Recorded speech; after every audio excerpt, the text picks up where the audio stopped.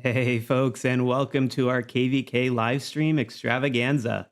Great to have you back for another one of these. And, one of the fun parts of doing this live is that you can never quite predict the timing of things because just as I was hitting the go live button, I just had my second of my seven streamers connect in the background. So I'm still sorting out a couple tech issues.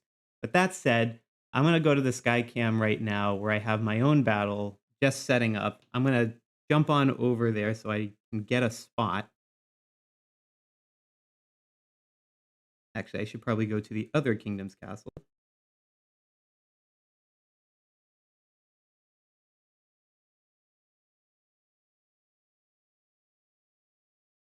I'm going to drop my own one in right here because there's a few people who haven't connected because they're doing some sneaky things on the prep on their side right now. And there's actually one person who has their Wi-Fi down because a car hit a transformer down the street from them. So we're going to be just rolling with it today and checking in on a bunch of the events. And actually, while we're waiting on that, why don't I actually share some of the matchups that we have going on today that we intend to be covering? So like I was saying in the title, right, today's theme is the young and up and coming powerhouse kingdoms. Now, you have been asking me to feature some of these younger kingdoms that we have here. And we'll also be doing that, but keeping an eye on a few of the old favorites. So, in terms of the newer kingdoms, one of the ones we have is Hugh, who's in 902 streaming against 848. And he should be joining any second now. But he is the one who you probably saw the discussion with this week on that whale migration series that was released with different installments every day. He's one of the many whales that move there as they try to coalesce into a regional power. And side note about that, you know, you should definitely check out that series if you haven't already. A lot of really interesting stuff we discussed that fuses a number of various guides that I have across the channel. This is more of a cross-cutting look about how a whale thinks about blowing up their account and changing kingdom to beat the power cap, and then rebuilding from there using all of the various tips and tricks from across various guides that I have on my website. So really cool discussion, also a lot of fun, a lot of laughs. So would recommend checking that one out. Another interesting matchup we have today is 752 versus 663. Prior to the last KvK, 752 had a perfect record, but they had finally lost their first battle, falling to 9-1. This dropped them from number 16th in our KvK rankings to 47. We'll have Dr. Bloom streaming for them as they square off against Kingdom 663, which is currently ranked number 54 after a sweep of Kingdom 617 in the last KvK. Then we also have 924 versus 855, and you probably saw some screenshots floating around Discord on this one. As of this time yesterday, Kingdom 924 had already amassed over 11 billion KvK prep points. I don't know exactly where they finished. Maybe someone in the chat can answer, but this is one of the highest KvK prep scores I'm aware of to date. And here we have Frog streaming the castle battle for us from the 924 side.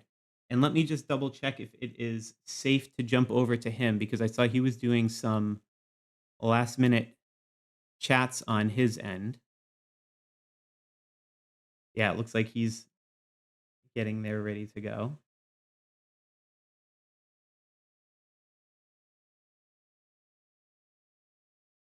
So starting with him while I'm still connecting a couple of the other streamers.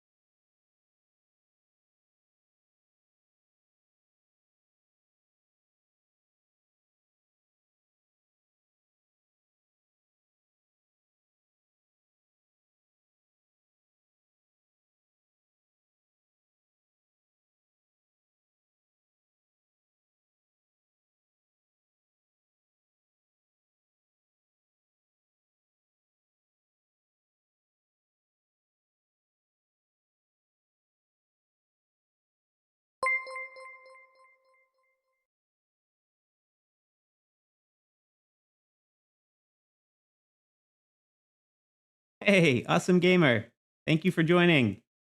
Thank you for joining Sloth Squad. That's awesome. I really appreciate you supporting the channel.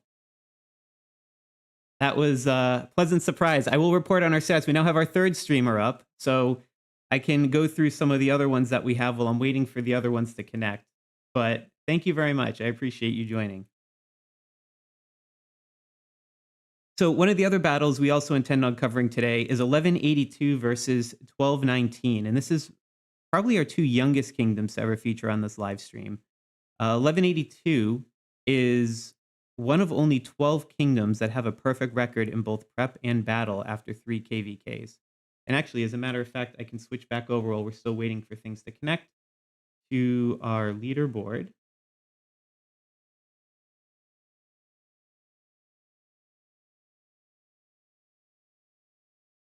There you can see 1182 with their record here. And by the way, while I'm doing this, you can always follow along at the kingshotoptimizer.com. Just use the kingdoms tab on the side, and there's all separate stuff that we have here. But these are one of the. It's surprisingly difficult to have a perfect record in prep and battle. And in fact, there's only 12 kingdoms we have going into this KvK that have it over more than 3 matches. And 1182 is one of them. Obviously, still a bit earlier to say if they're going to be an emerging superpower like some of the other ones that started out with a strong start. But remember, this is how our coverage of 231 started in our very first live stream back in December. Is a up and coming kingdom that just so happened to be on a perfect record in both prep and battle, and they've been continuing that streak. And when Monst is able to finally connect, we should also be featuring them on our stream as one of our old favorites. They're continuing so far their perfect record streak with a prep win that finished this morning. And that is the longest so far of any kingdom in Kingshot without a loss in prep or battle. Now, today they're looking to hold that title against 219. So we'll be, again, once Monster joins and the battle is starting, we'll be checking in on his perspective from that side. We're also following 199 again today. And we actually have, in this time, Parakeet is streaming for us, and I believe he's connected. Well, I'll let him. I don't want him showing governor gear and such while we're up there right now, so I'll back away from that. But in any case, we're following them again as they take on 210. The combined rating of these two kingdoms will actually set a new record for us in terms of match quality. And just to remember, we have what we call our most epic matchups, and these are the ones where it's the combined rating of the two kingdoms that are going to match against each other. And this one, along with the current 623 match today, are both going to be setting some new records for our combined highest rating. It's also interesting that this 199 versus 210 matchup, if we go to our overall rankings, is actually the it's actually the second matchup that we've had in all of KvK where it's two top 10 kingdoms against each other. The only other time this happened was Kingdom 3 against Kingdom 12. So there's a lot of bragging rights at stake here. And then finally, the one we were hoping to do, but this is the one where there's the electrical issue from a car accident down the street overnight. Hipster Grandpa would be streaming for us from 163 again, but he's trying to play on a mobile connection, which doesn't do so well for playing the game and streaming. So hopefully he'll be able to join partway through. He said crews have been there all overnight and will potentially be able to join in. But either way, we can check on them in the Skycam, and they're going to be going off against Kingdom 86 this week. And here, let me pull back up our matchups page. So they'll be going against Kingdom 86. If that number sounds familiar to you, you probably remember them gaining a bit of notoriety against their match with Kingdom 45 back in January, which led to a whole bunch of uncovering of massive botting networks and century banning over 1,500 accounts globally.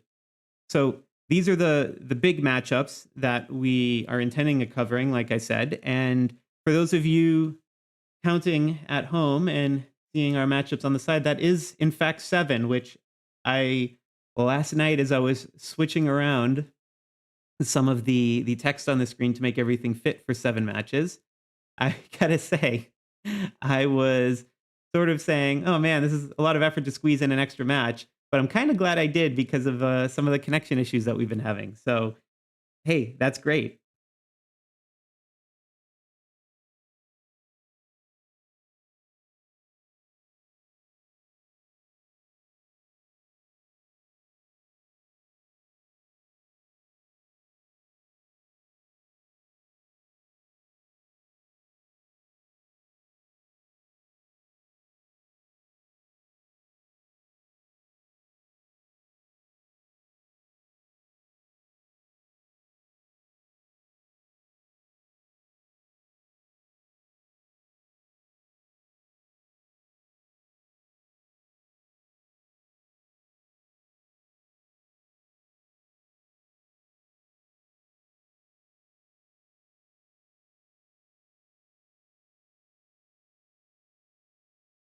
All right, folks, and we're getting down to our last minute before the castle battle. So I'm going to check in with one of the streamers that we have set up currently.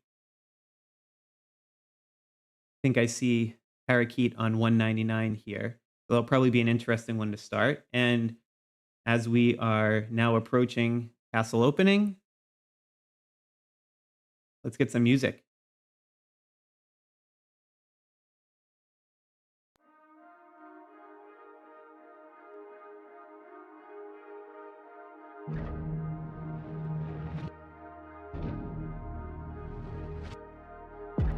And for those of you already joining and watching us in the comments, let me know what other kingdoms you're joining from. I see a few being mentioned here. I see 1057. I see 414, 1485, 276.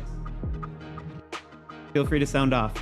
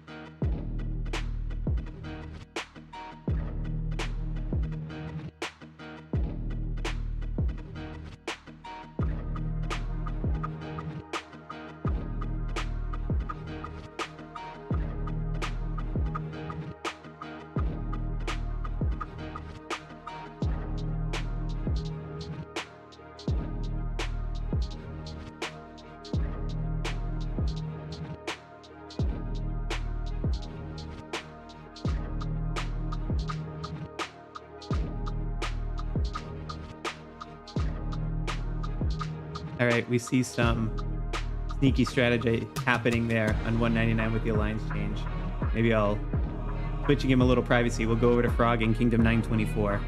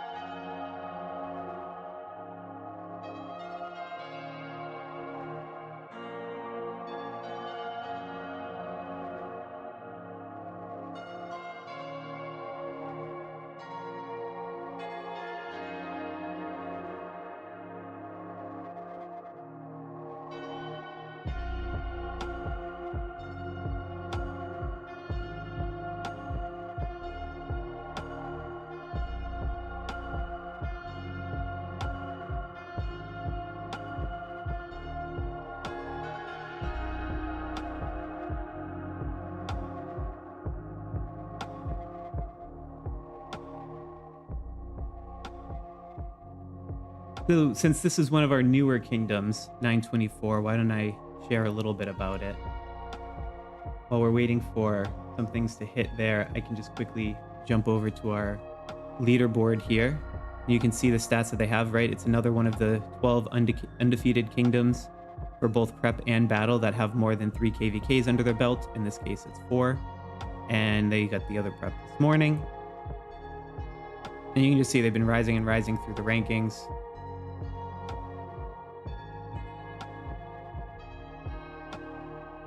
We actually currently have them ranked number 15th in overall KvK rankings.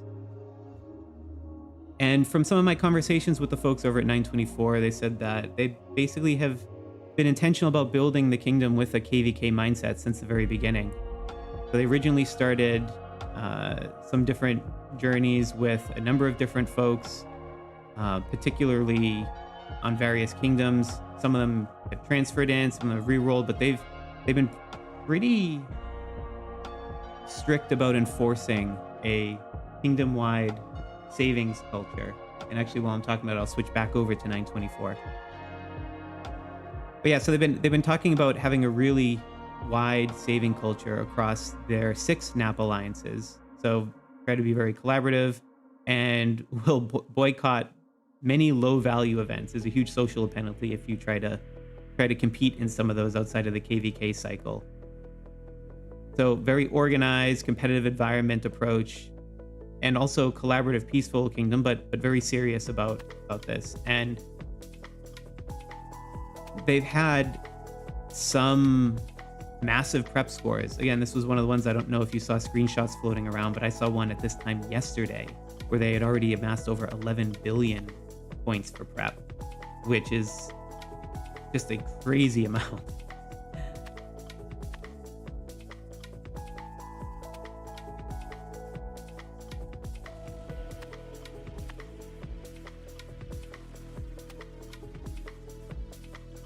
So it seems like they're off to an early start holding the castle.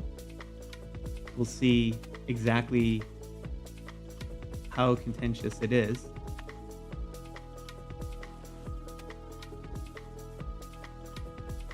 You know, maybe I can go check in on them with my Skype cam.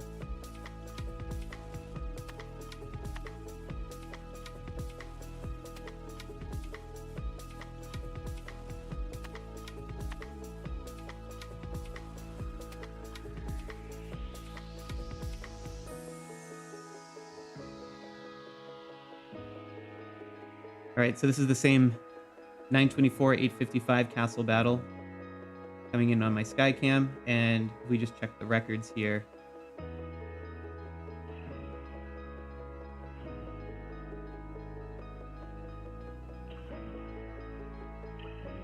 Yeah, so far, a little bit close, could be anyone's game here, but we do see 924 at least off to an initial lead. It looks like they passed it off between their alliances to focus the holding into ace. I don't know if that was by design or if that was just the initial scramble when castle battle opens. But 855 was able to take it back, so this will have some exchanges going back and forth as the battle continues. And apparently there's a lot riding on this, not just an undefeated streak, but from what I understand, one of the top-ranked players on 924, named Rick, has an offer of a date with an in-game player if they manage to beat 855. So 924 is trying their hardest to, you know, help wing them and give them the win. So good luck, Rick. We're rooting for you.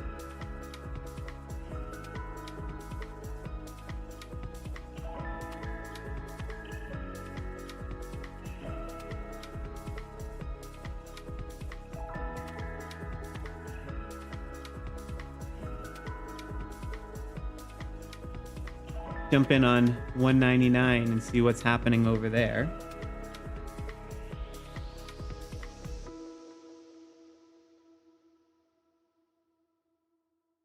As I said, this will be one of our most contested matchups if we look at some of the total power on both sides here. Plenty of top 100 accounts globally in the mix. Furion's the big one for sure, and special shout out to him. He's the reason why we have accurate Governor Gear and Charm stats on the highest levels in our Kingshot Optimizer website.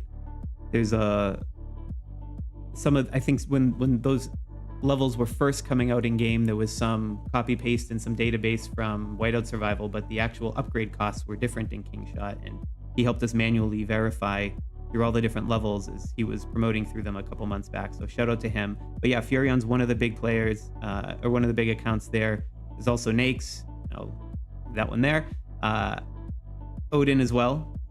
And on the other side of it too, there's a player 1 on the 210 side who's also quite high up in the Global 100 rankings, and a whole bunch of other folks kind of in the next rung down below that that are supporting the rallies on both sides here.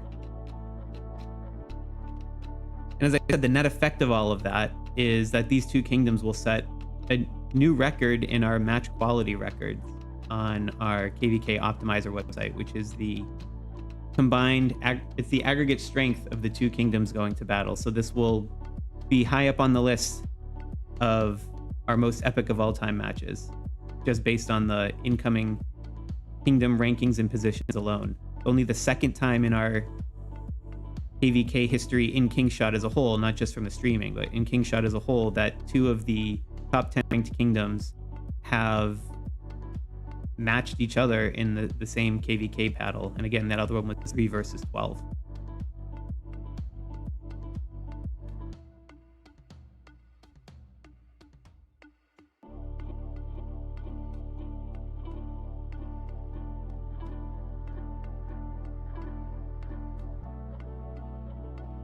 All right, we're going to switch back to 924. Been getting some pings around castle battle attacks coming. You can see the flashing red and the gear switching in prep for it. And for those of you who aren't as familiar with some of the castle battle tactics, particularly in KvK, there's a high premium on making sure you have the right heroes with the right gear. So even after you take back the castle, then comes the shuffle of trying to switch around and get the garrison ready for defending, which requires different heroes with different widget bonuses. And if you want to put your best gear on them, that's sort of what it takes you to do. There's a lot of shuffling and micromanagement in between in a very short amount of time while you're trying to beat other marches coming at you. And here it looks like the next rally is going to hit in about 20 seconds, at least for this turret that Frog is holding.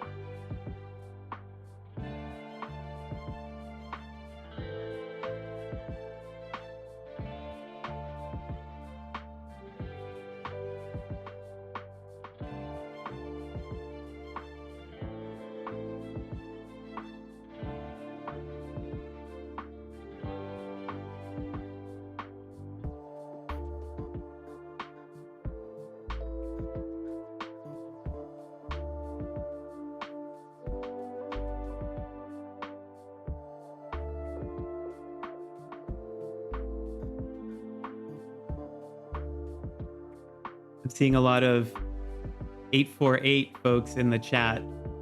I'm talking with my streamer with Hugh on 902 right now in a separate Discord relay trying to resolve a couple tech issues to get him connected. But we'll hopefully be getting to that match very quickly.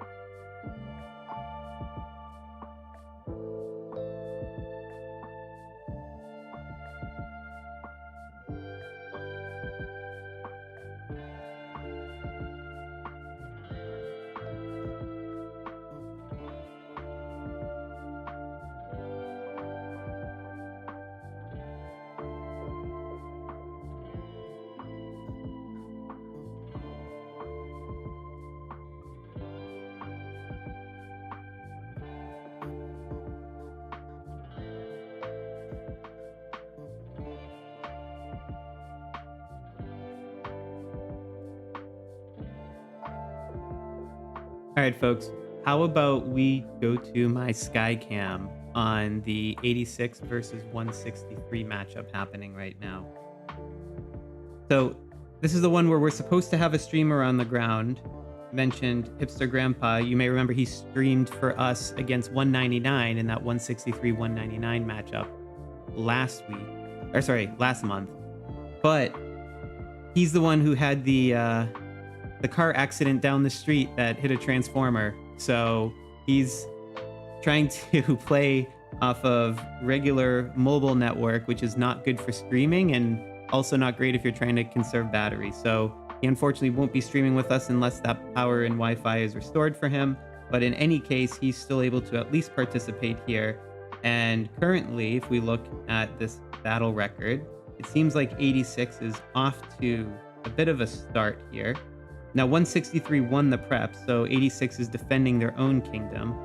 And you might, again, I was saying at the beginning, you might remember 86 having gained some notoriety from the very controversial prep win over 45 at the beginning of the whole botting saga that led to Century banning 1,500 accounts globally. And this, because of that, and because of the actual numbers of the accounts that we were able to see, this is actually that 86 versus 45 match is the only match in our entire Kingshot data set where we had vacated a win, and that was vacating the prep win. But in this case, it's a bit of the opposite situation. So 86 has lost the prep, but they seem to be pulling quite ahead of the battle, which is surprising because 163 is a really strong kingdom. And in fact, even in the last transfers, they had Phaethos move in from Kingdom 92. So been very active, and they've helped a lot with the battle strategy. So it'll be interesting to see what they're able to cook up here, because it's been off to a little bit of a challenging start for them so far.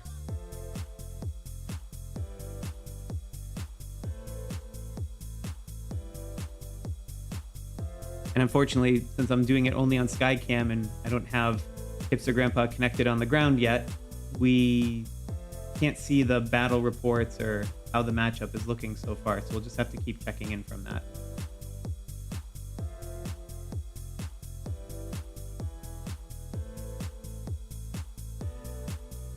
Now I want to go back to that 199 and 210 match.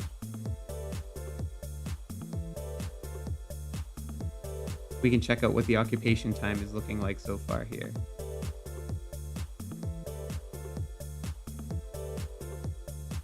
Yeah, so 199 is off to a pretty strong start.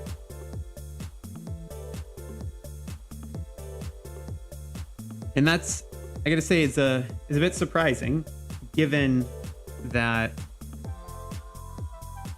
this is two of the strongest record kingdoms that we have in our KvK database. Again, this is only the second time we've had two top 10 ranked kingdoms match up against each other. And actually, we can see our streamer Parakeet is holding the castle, so I'm going to jump over to him quickly. We can see a little bit more from his perspective.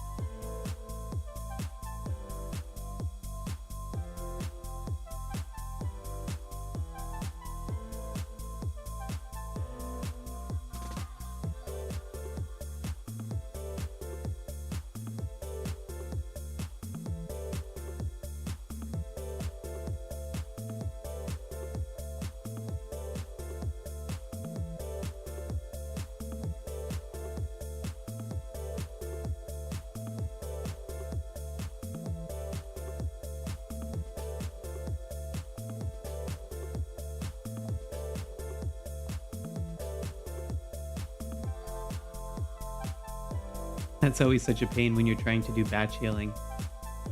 You have the resource stuff come up.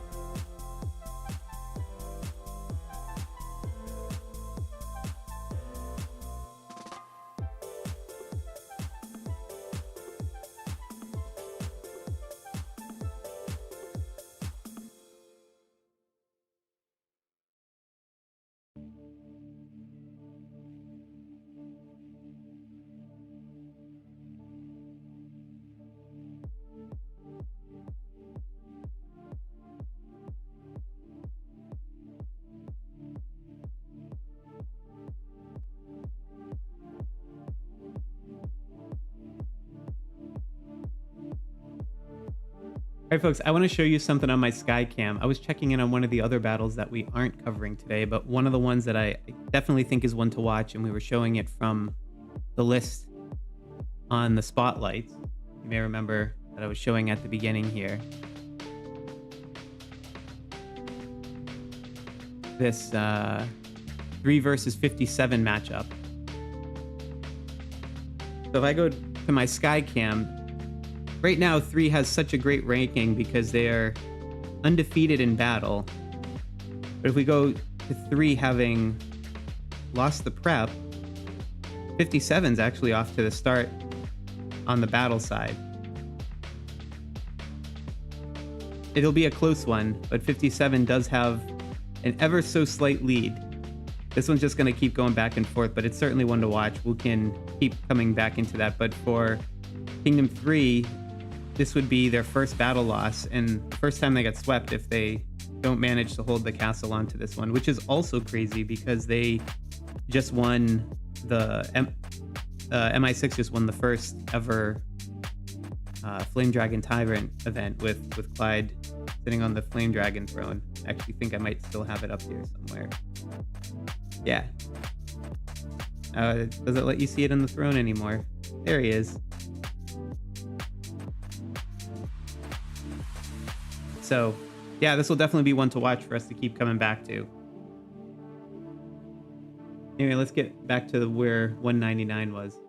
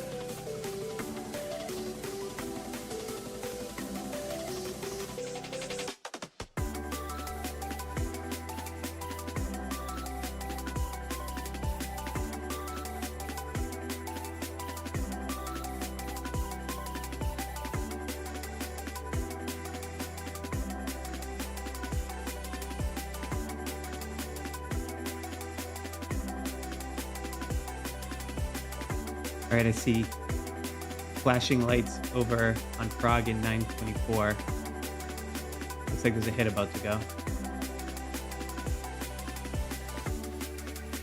Thanks for showing us some battle reports.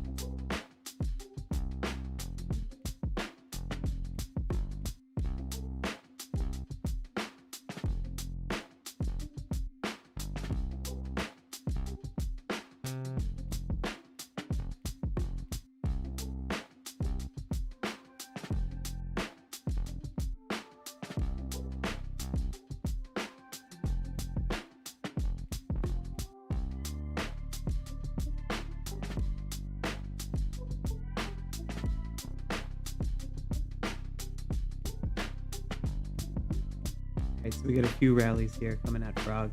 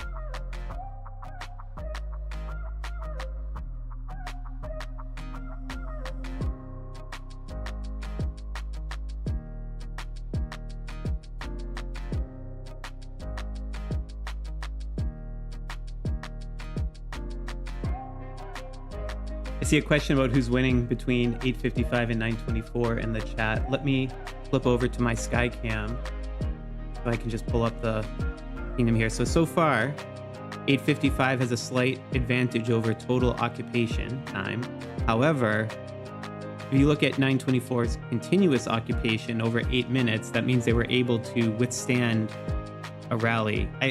I mentioned this in past streams, but I like to think of this almost as possessions in a sports game. Like, is it a 1-possession game, a 2-possession game? And whenever you see that continuous occupation get above, call it 6 or 7 minutes, that means you're basically getting 2 possessions worth of holding. Because by the time the opponent gets another rally back, probably going to be another 4 or 5 minutes at least, right? Given the timing and the march time and getting that. So this continuous occupation will probably bring us to, call it the 11 or 12 mark before the next rally hits. And when that continuous one does, they'll now be in the lead. But I suspect this one's going to go back and forth. Like I said, these are just 2 really large powers in this neighborhood. And especially 9:24, I can pull up the stats again on them in the other panel here. 1 second.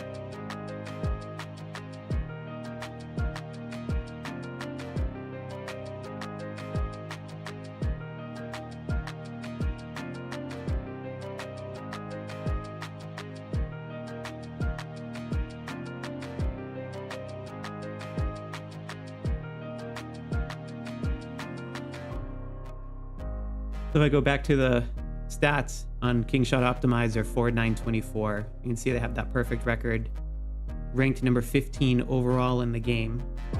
And again, these rankings, it's a Bradley Terry ranking, super complex. If you ever want to completely nerd out on it, there's more information on the How It Works page. But the short version is it takes into account not only your win and loss record, but also the score of the person that you are competing against. So if you're beating a higher ranked opponent, it's worth more.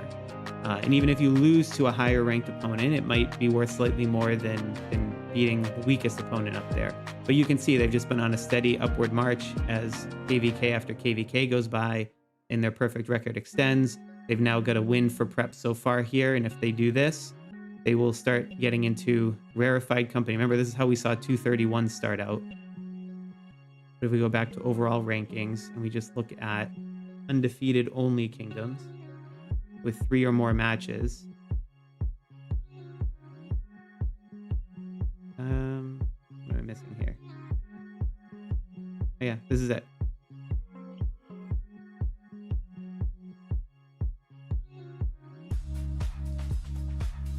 So that'll put them up from 8 wins up to 10. There's a couple other ones that are potentially in contention there. But you can see just how restrictive this group is. Especially because every time you win, you get matched against essentially a stronger opponent.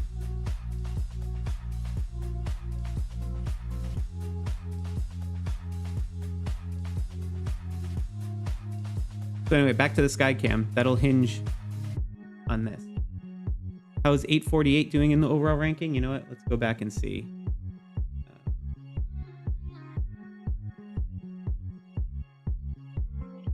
So 848's a bit lower. They've had some losses in there, but most of it was early on. And don't forget, you know, this January 3rd one was 2 transfers ago. So they did lose a prep, and they've lost the prep now, but they've been pretty strong on battle since those transfers have happened.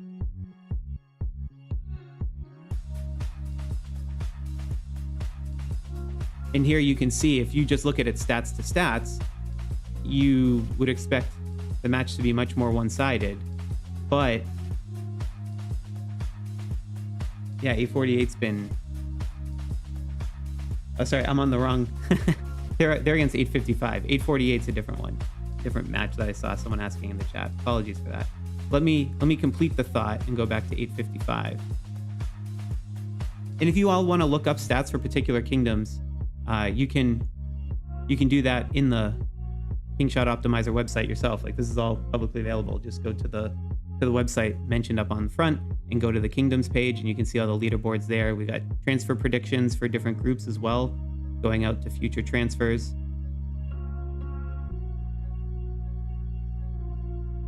but this is 855. So also not a bad record. 1 prep loss and 1 battle loss over 5 KvKs, particularly when you're facing harder and harder opponents each time. I mean, that's certainly nothing to be ashamed of. That's again, a quite solid record. Better than many kingdoms. They're still ranked 76th after all.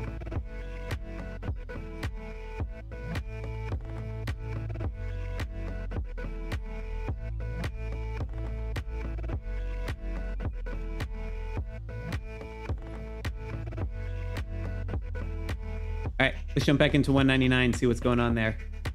Still looks like Parakeet is I mean, I still see 199 pretty dominant. Let me see if I can pull up the occupation time on the Skycam.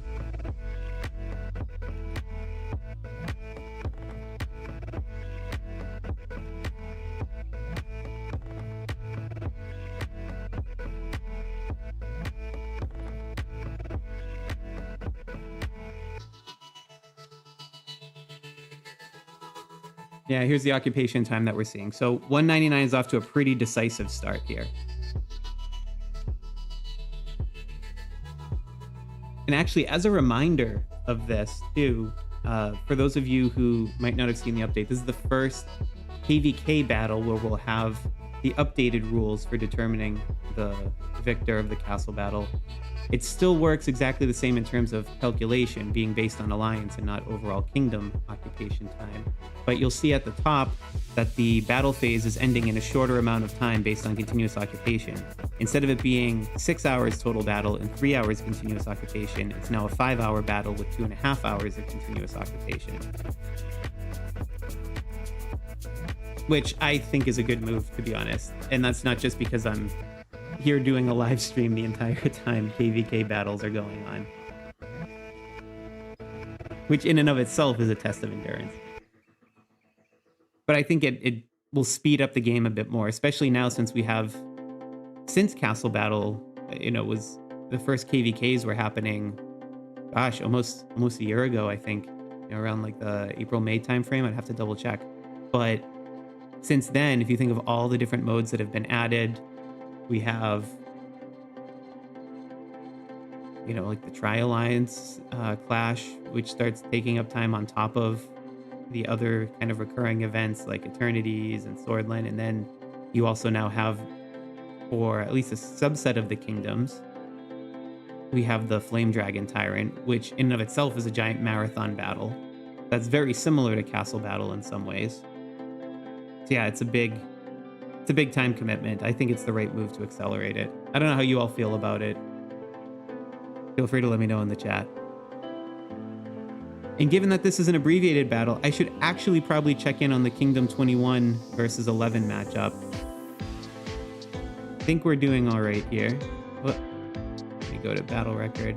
Oh yeah, so we are off to a pretty decisive start here. And this means I need to start getting in some of my own castle points, because as you can see, I've been too busy doing a live stream instead of doing anything here. So what I'm gonna do is show some folks here.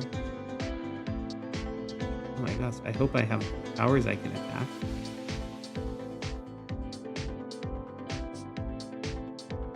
Holding it right now.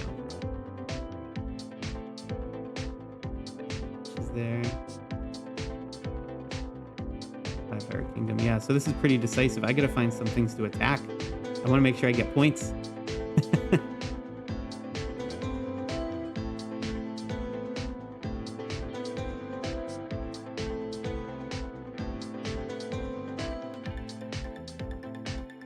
All right. Well, sorry guys. I know it's the same one, but honestly, I'm not going to take that much damage from him. Yes, I saw that, Sumitra. I see you in the chat mentioning MI6 is losing. I can check back in on them quickly while I'm waiting for this to hit, and then I'll do the batch healing lesson. That's customary on these streams.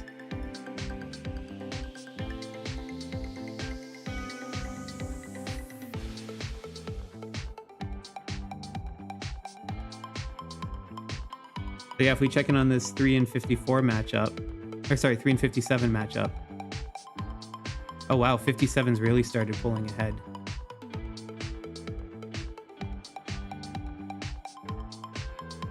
This is, if this result stands, and still there's a long way to go, but again, just to go back to our leaderboard, I mean, if we, so let me get the filter out. If we just look at undefeated, the total ranking in battle, Kingdom 3 has the strongest battle record.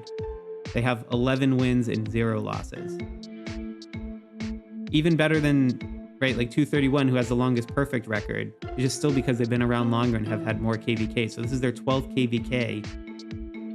Potentially might be their first battle loss.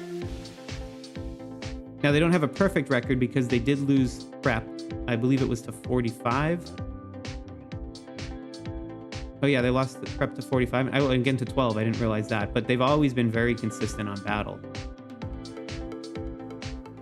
So this will be quite interesting if this result holds. They did just pull it back. So we'll see. Maybe there's some hope there. But yeah, it's a pretty big gap already at the start. That'll be quite an upset.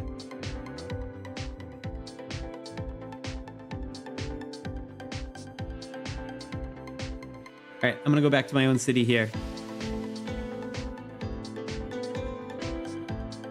Yeah, as expected, right? I was doing a solo attack here, and you can see, you know, I got slaughtered, right? And that's sort of the point, because what I was actually trying to do here is just get KvK points simply. So you can see, just doing that really easily, 1.2 million points. And look, I'm not going to be playing for any of the top leadership. There's no way I'm catching up to tens of millions. Will probably be hundreds of millions by the end of this while doing a live stream. But I can at least get 6.7 million to get the charm materials. And I was, oh, finally, we got an opponent from the other turret there, so I'll attack that one.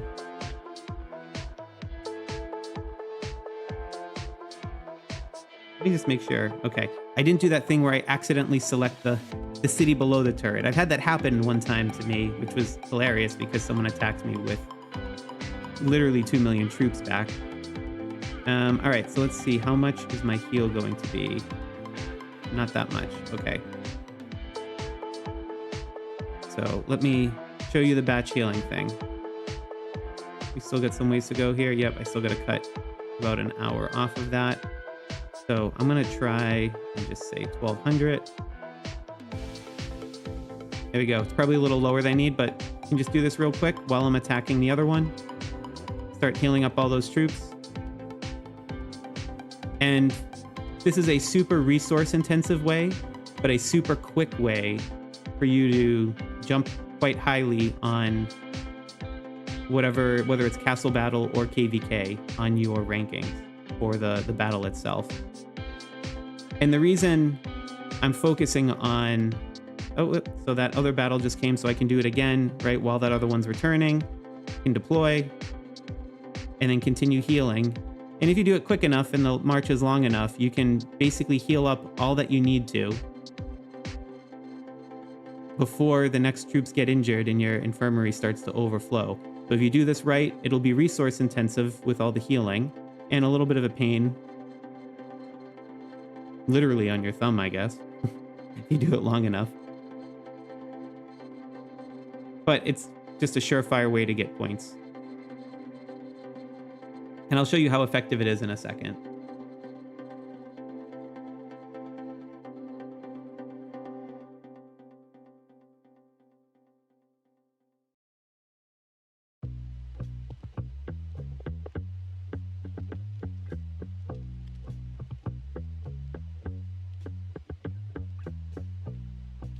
There you can see I basically just now fully healed that 8 seconds before I'm about to hit.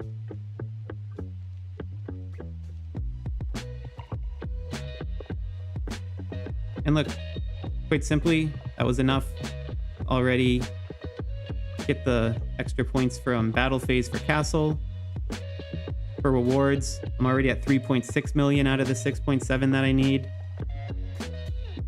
Super easy tactic. So this works great if you're in one of those situations where you can't really stay for castle battle, but you have like 10 minutes you can pull away from your Saturday. Or if you're, doing a live stream for multiple hours, this is a great tactic that you can use to just rack up some points quickly. Again, it's a little heavy on the resources, but just to get to the 6.7 million, you're probably not talking more than 100 million of each type of resource, which might sound like a lot if you're a newer player, but by the time you get much later into Kingshot, it's actually nowhere near that much.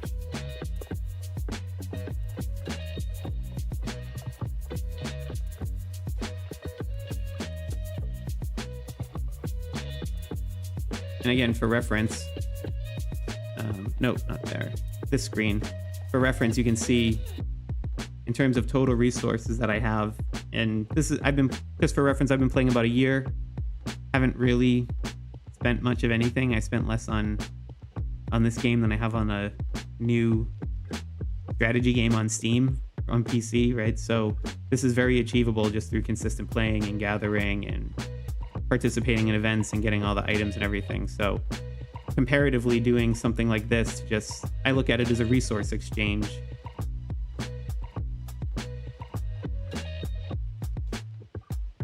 I said I look at it as a resource exchange of basic resources for farm materials, which are harder to come by. But yeah, basically takes 5 minutes. Anyway, enough about this on the tutorial. Let's jump back in and see what some of our other streamers are up to.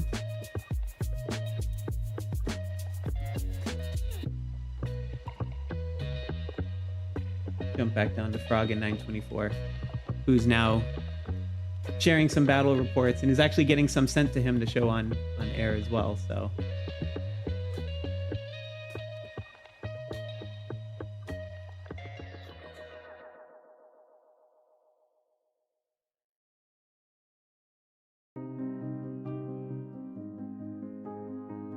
I don't have the feed up yet on 848 versus 902. I've been pinging Hugh on Discord. We're trying to work through it. Thanks for checking in.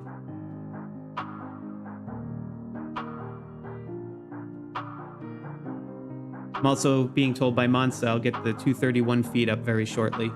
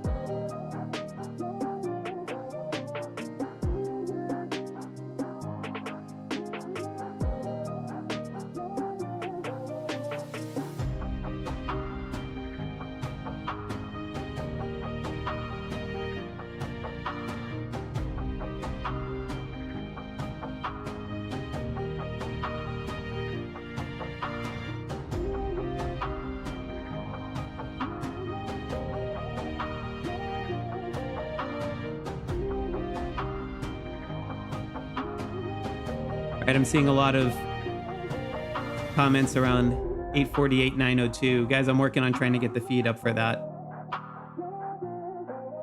But worst case, I can check in on my Skycam in a moment. I'm trying to parallel process with some of my streamers to get the connections going.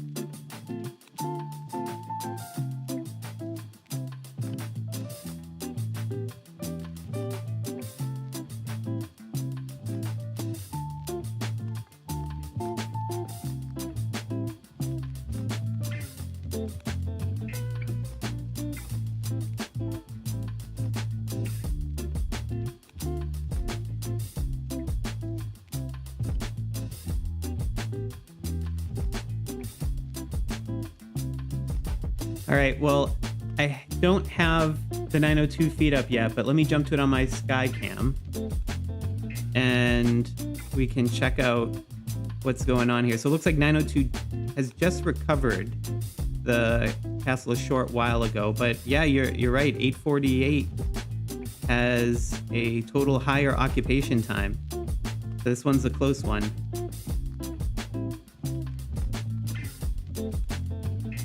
I mean, I guess the big thing will be if Q's Alliance and XT can hold Castle for another... If we see that holding time continuous go up to 6 or 7 minutes, then it'll become a lot closer. Because that'll mean they'll get it for another possession, and that'll basically close the gap here. But that'll be a big determinant to see. Yeah, and folks, I'm working on trying to get the connection set up here. But in other news, we did manage to get the 231 feed up. So it can jump over to Monster now with the 231 matchup.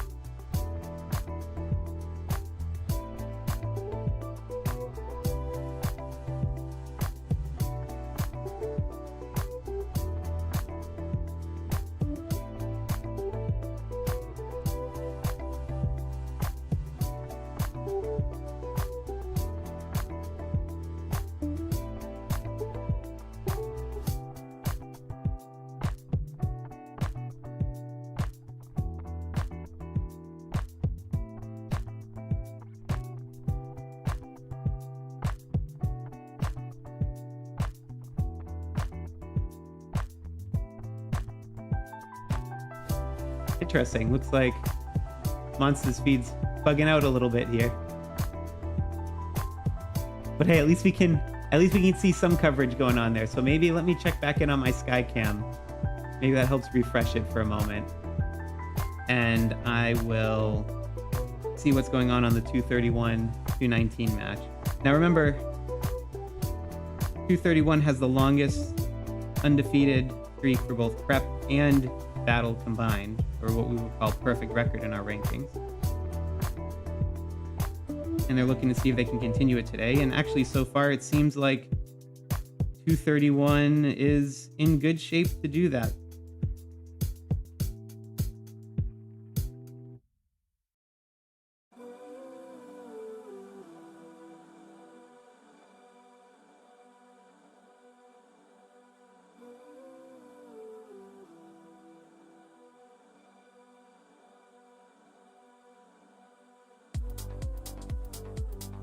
Oh, and good news for your other folks who are there. I was able to finagle my own personal milestone rewards as well in the background. So now I just got a whole bunch of healing to do.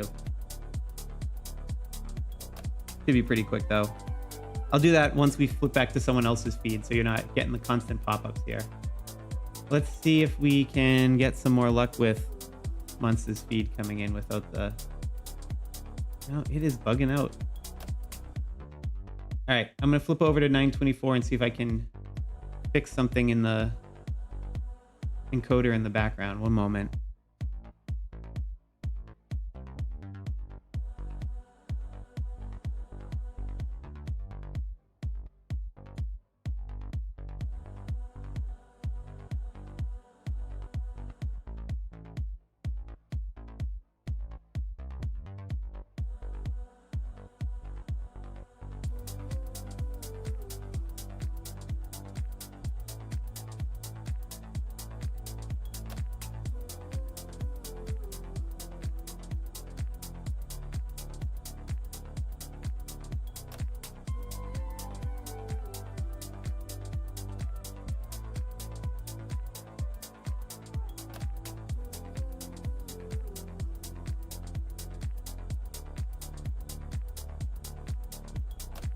And while I'm fixing that, I see 231 is also well represented in the chat.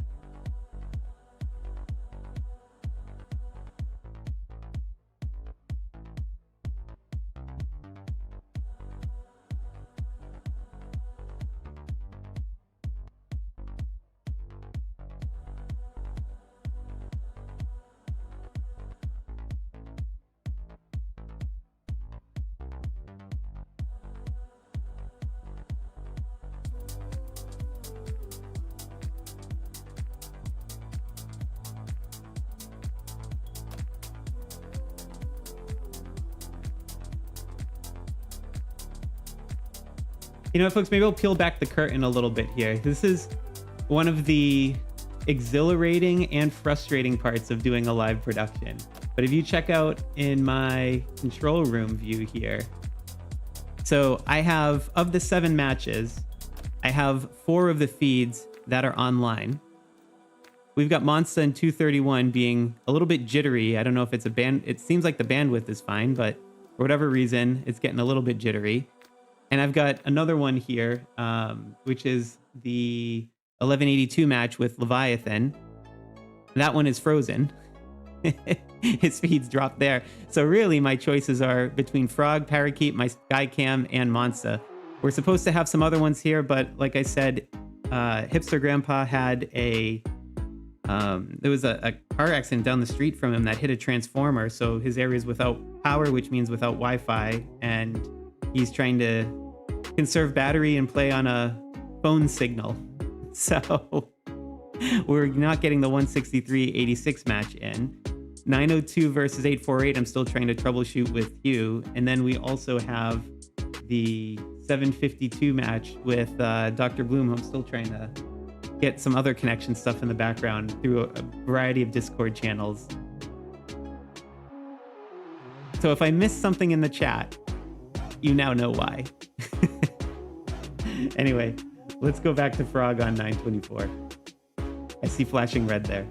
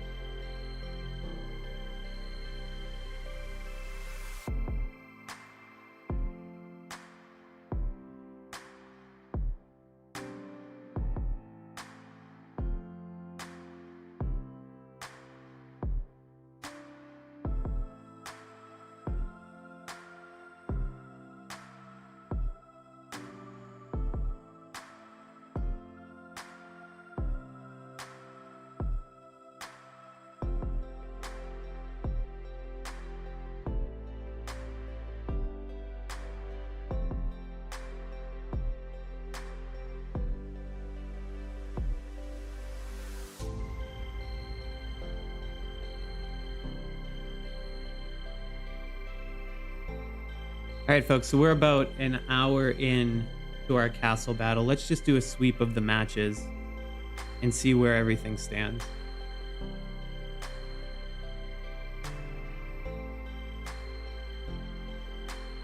So if we look at our first one, the 86-163, this is the one Hipster Grandpa would be streaming for us if he had Wi-Fi and power he could use.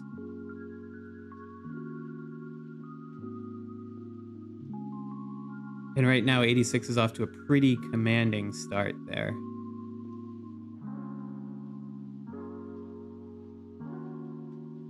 Yep. And if you just saw that on screen, it's a very common tactic. I'll just explain that one quick second before moving on. So basically, there's this concept you may hear, shadow rally, ghost rally, what have you, but you will sometimes, if you have the castle is occupied and you see your opponent is rallying towards you and you don't think you can hold it, you can have a second alliance, time rallies for just after those hit. And if it does change hands, then your other alliance will immediately get it back, and then you just abandon the castle for the alliance you want to get the holding time on, because remember, the rules are about total occupation time for an alliance, not for a kingdom. So if you're splitting time between kingdoms in your alliance, you're creating some more work for yourself in order to hit the threshold to win the castle battle. And in this case, 86 was able to do that handoff from their Vikings alliance to TMD, but they are off to a pretty commanding start there for the 86-163 match. We'll check in on the 199-210 match, which is happening at 210 if I remember correctly. And that one was a pretty commanding start for 199, and it looks like it has continued. And yeah, see, in this case, they have split the holding time between two alliances, so it seems unlikely in this case, but just to continue the point from before, because these 18 minutes are in the FAM alliance instead of the KvK alliance, if FRZ, for whatever, were able to get 40 minutes holding time, that would put them in first, and they could actually still win the castle because this 18 minutes is split away from the other 39. So very important to understand those rules. All right, let's check the next one. So, oh yeah, we were just looking at this one when Monster came up, who we think it's his phone overheating, so we're trying to see if there's a low power mode or something that can be done there so his frame rate isn't so jittery. But in any case, right now, they are certainly in a pretty commanding position for holding the castle. Which, of course, just as I say it, 219 takes it back.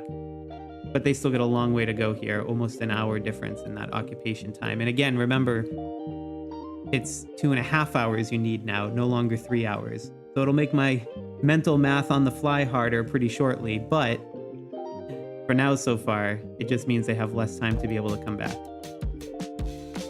All right, let's move on to the next one. 663 and 752.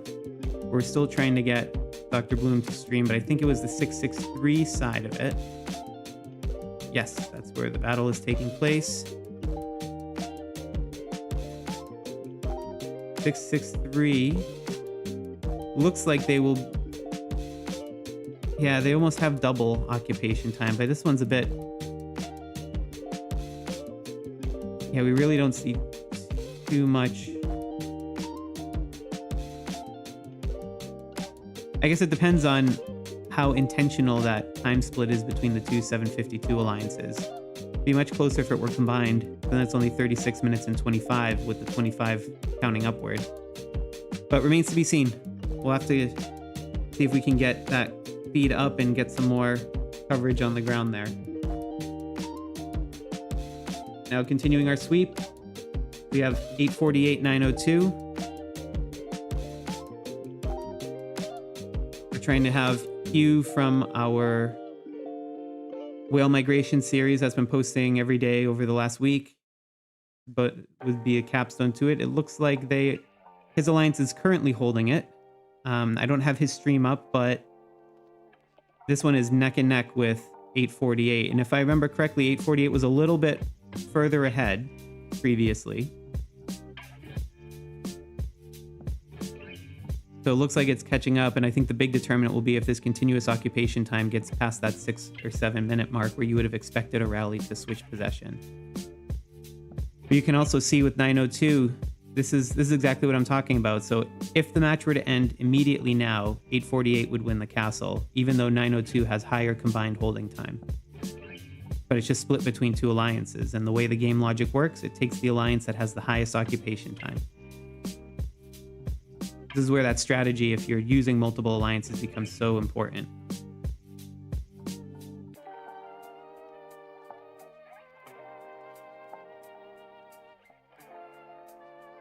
All right, now we're continuing on to that 855-924 matchup.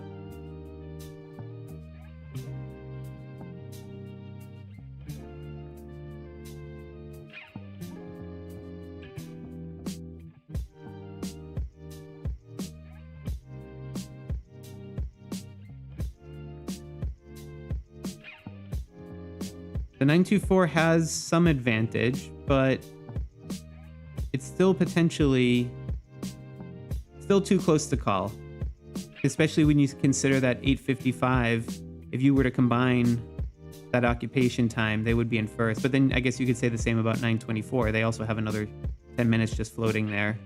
Oh, 855 is again in a third alliance.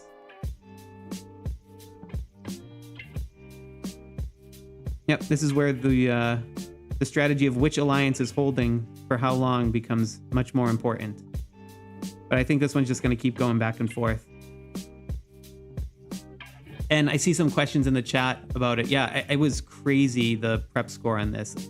I think 11.5 billion is what I'm seeing. I know it was 11 billion this time yesterday. I didn't see what the final number is. So, Freem, if you're saying that 11.5 billion is as of the end of the prep, I mean, that's just a wild score. I've never seen anyone that high.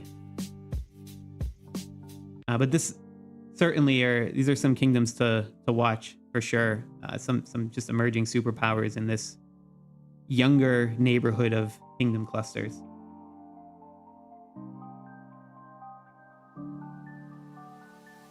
And then we have 1182 and 1219, which is also having its set of difficulties. This is the one we were supposed to have Leviathan streaming, but his feed seems to be frozen. I'm trying to see if I can get a refresh on it from him, but in any case, let's see what we have going on here for the battle record.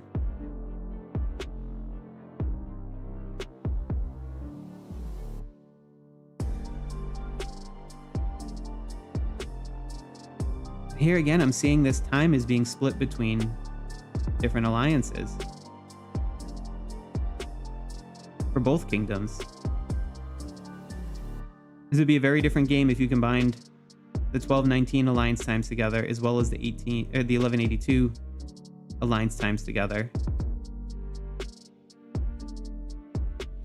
All right, hopefully we can get some streamer on the ground there set up too, so we can check in on how that's going. There are a couple other matches that I was saying are worth keeping an eye on.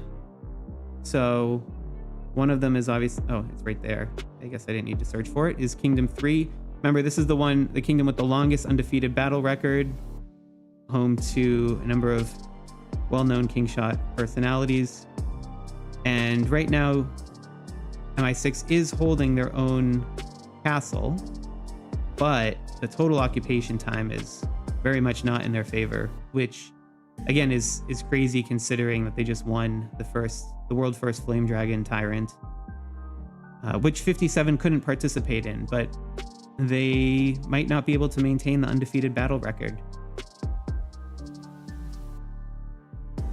Yeah, that'll be a wild one. And then and there's the skin too, the dragon skin. You can see from Clyde City. How cool is that?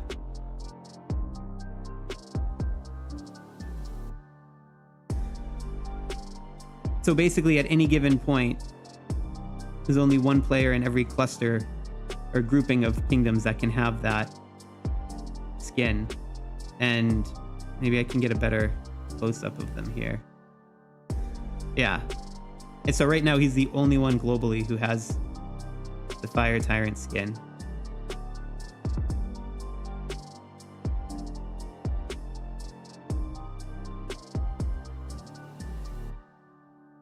You also get a teleport skin. So if you were to teleport, that's what it would look like.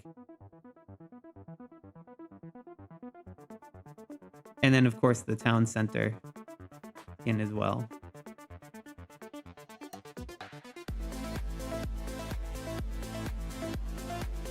Yeah. You get special background for your castle. Avatar frame, although a lot of other participants think, oh no, these are all the exclusive ones. But yeah, so you basically, you get it and it auto activates it for 30 days until the next, presumably the next Flame Dragon Tyrant.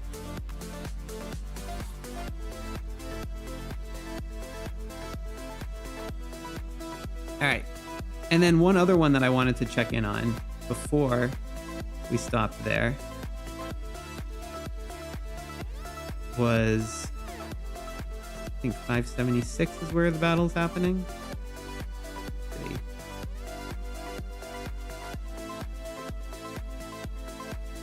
Yeah, the 623 576 matchup. This is one I would have very much liked to include it in the stream, but unfortunately we're not able to. Z-Brave, the person who co-created the Kingshot Optimizer website with me and does a ton of the stuff on the back end with the algorithms and the coding, he actually is moved to 623. So it would have been great for streaming, but he couldn't make the timing work for it. But shout out to Z-Brave. Not sure if he's got some of this on in the background while he's competing. But 623 also has, I mean, this is also one of the biggest matchups. 623 is the top rank, even higher than 231, because again, the way our rankings work, it also takes into account the strengths of the opponents. So even though they're undefeated for fewer matches than 231, they actually have a higher overall global ranking. So it's the #1 ranked kingdom against 576, who you might know from, I think there was a Reddit post back in January where they had something like a dozen black hole skins all circulating around a bear trap. And, you know, here they are, you can see them. And in fact, it would be more if this other dragon skin wasn't so awesome, or people had the anniversary skin. But there's just an unimaginable amount of strength duking it out here. And we see a very close battle with 576 slightly ahead. Although again, based on total occupation time, it's even closer.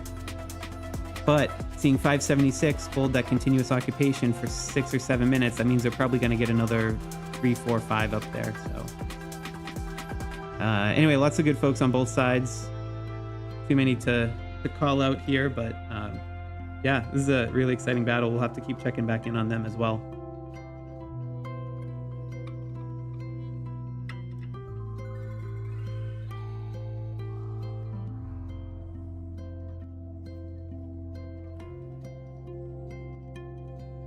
I'll put the feedback on to Frog in 924, and then let me see if I can continue helping out with some of the other streamers on the tech side in the background.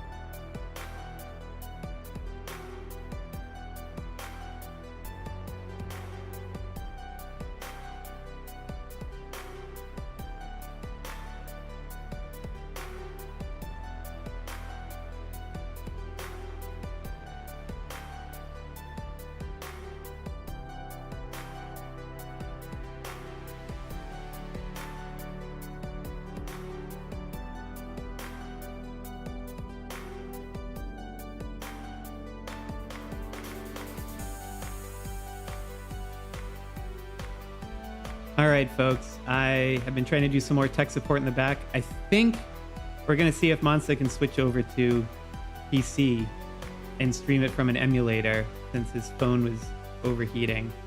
I guess if we want to get the 231 match, we could also maybe ask, like, you know, Cosmos or Dutton or Gray. Not Gray, he's just a little guy. Yeah, I think we'll stick with Monsta.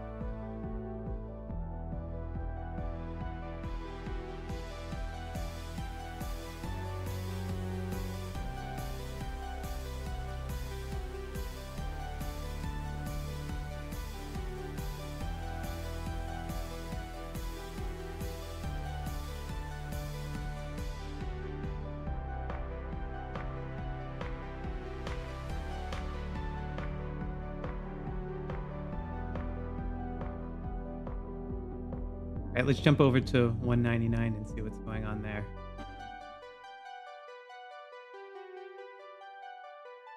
Oh yeah, it definitely looks like we...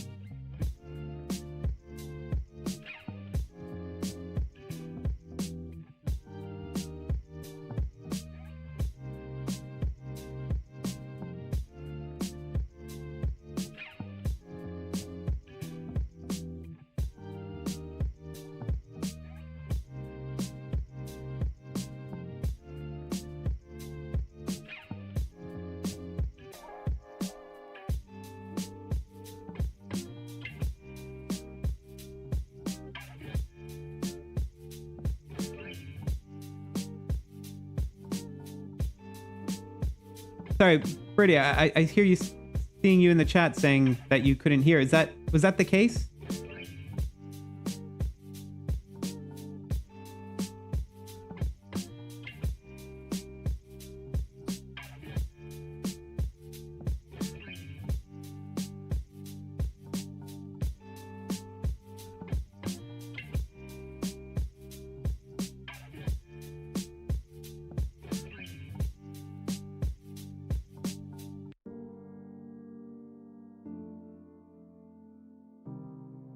Heard me now. Oh my goodness.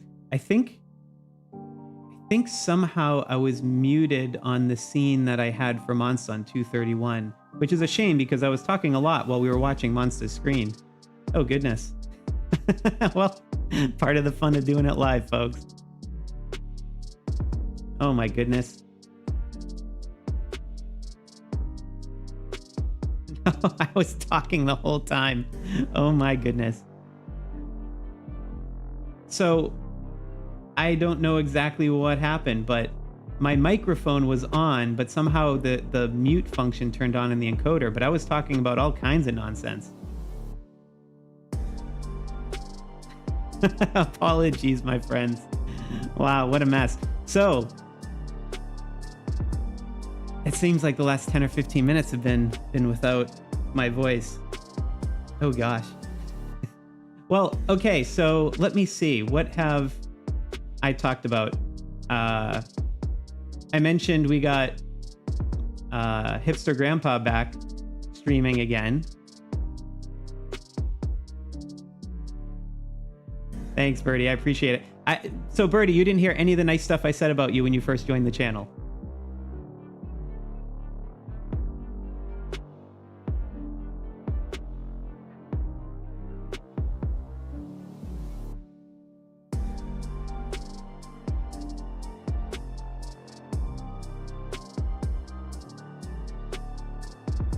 All right, well, I'm going to go around the horn repeating some stuff because I probably had folks jumping in and out.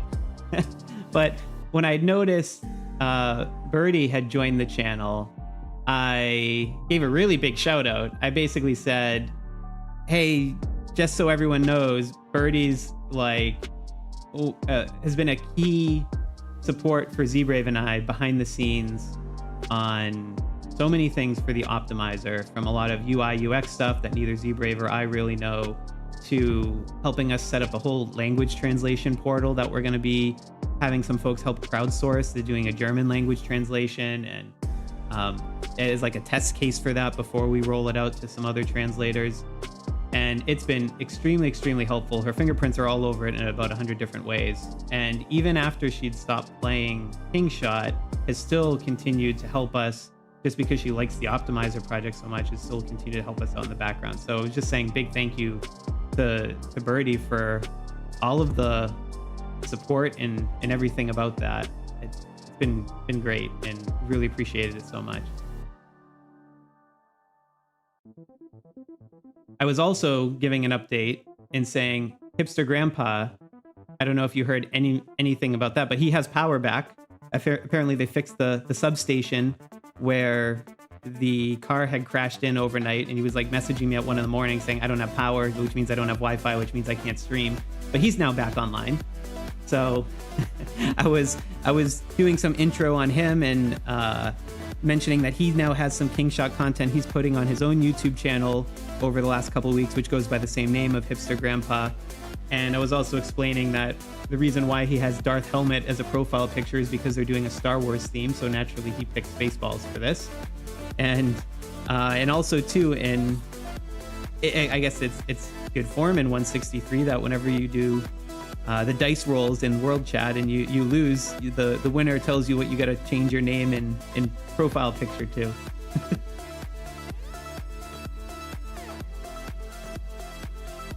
So wait, I'm trying to figure out how long you haven't been hearing me. Did you all hear me mention when I gave out all the subscriptions or the channel memberships because we hit 30,000 subscribers? Did anyone hear my voice when I was talking through that?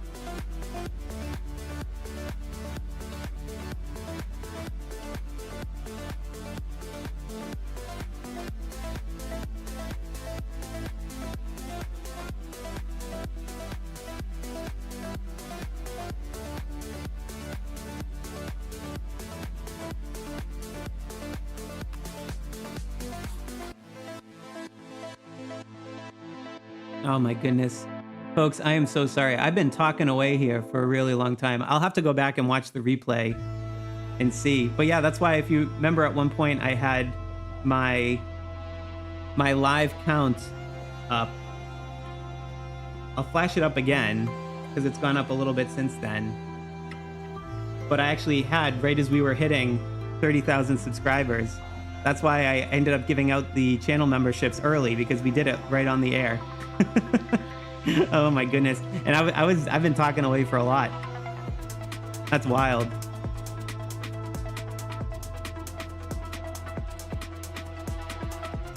The music's pretty solid. I like the music. I mean, I put the playlist together, so I'm happy about it. But yeah, I was giving analysis on all the, oh my goodness, I can't imagine how much this has been probably the most technical hiccups I think I've had in any of these live streams. From having multiple people's phones overheating, to someone losing power before the stream, to gosh, now me not having a voice for part of it. This has been one to roll with. Oh my goodness gracious.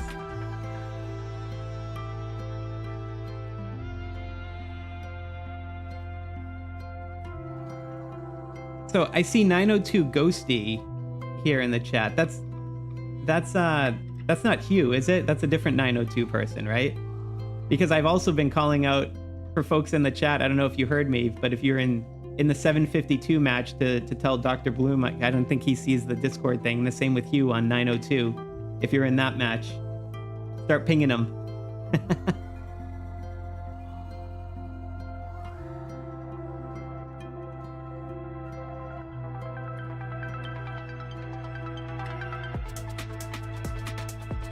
You know, I was wondering why no one was like responding when I was talking about, I was responding to people's questions in the chats and explaining things, and I was like, huh, that's kind of odd. Oh well, maybe they're just being chill. All right, I see flashing lights for Hipster Grandpa. Let's jump in on that one.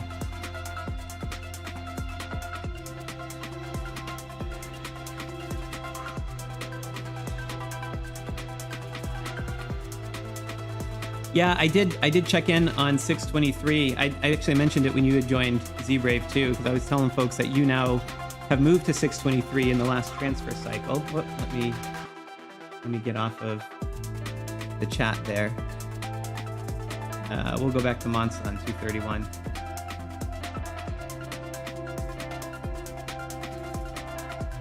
But yeah, I was telling folks in the chat for 623 that you had moved there in the last transfer cycle, and we were checking in on it a few times to see how you were all doing, and if you know it was going well. And we saw 576 was off to a pretty decent start against you. It looked neck and neck there for a moment, and then we start seeing 623 pulling ahead a bit more.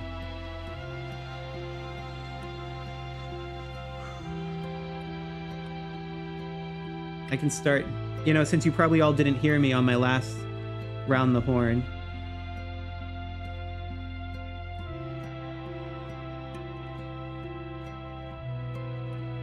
Maybe I'll get my Skycam back up, and then I can go back and do analysis of all these kingdoms, the ones that I was showing and talking about, and we all missed. Oh, also, you probably didn't hear me give the shout out to Monster on 231 as well. Was saying thank you for switching over from his phone, which was overheating, to an emulator, which I know he doesn't like playing on as much, but did that for me so that we could get the feed up since it was all jittery.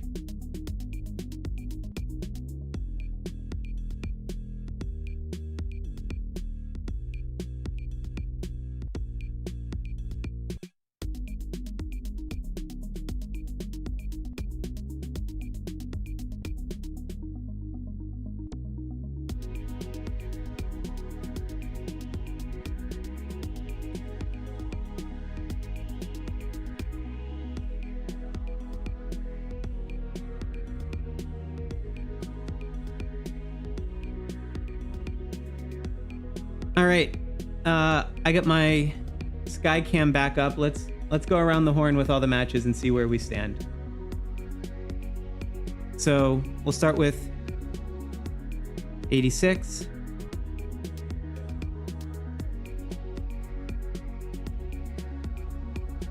So right now 86 has a pretty significant lead, and I'm actually thinking at this point it's not a mathematical certainty yet, but it's like minutes away from being won. Because 86 is because now remember it's 2.5 hours. So at 2 hours and 30 minutes, you basically win it. And it only goes for 5 hours in total, which means there's only about the 2 hours and 3 minutes left, but those 3 minutes are very important because if 163 got all 2 hours and 3 minutes, that would put them at 2 hours and 21 minutes and thus in the lead. So it's still not a mathematical certainty, but given that, yeah, and see, 163 took it. So all they need to do now is just hold it for 2 hours without getting attacked. So maybe we check back in on them in a few minutes.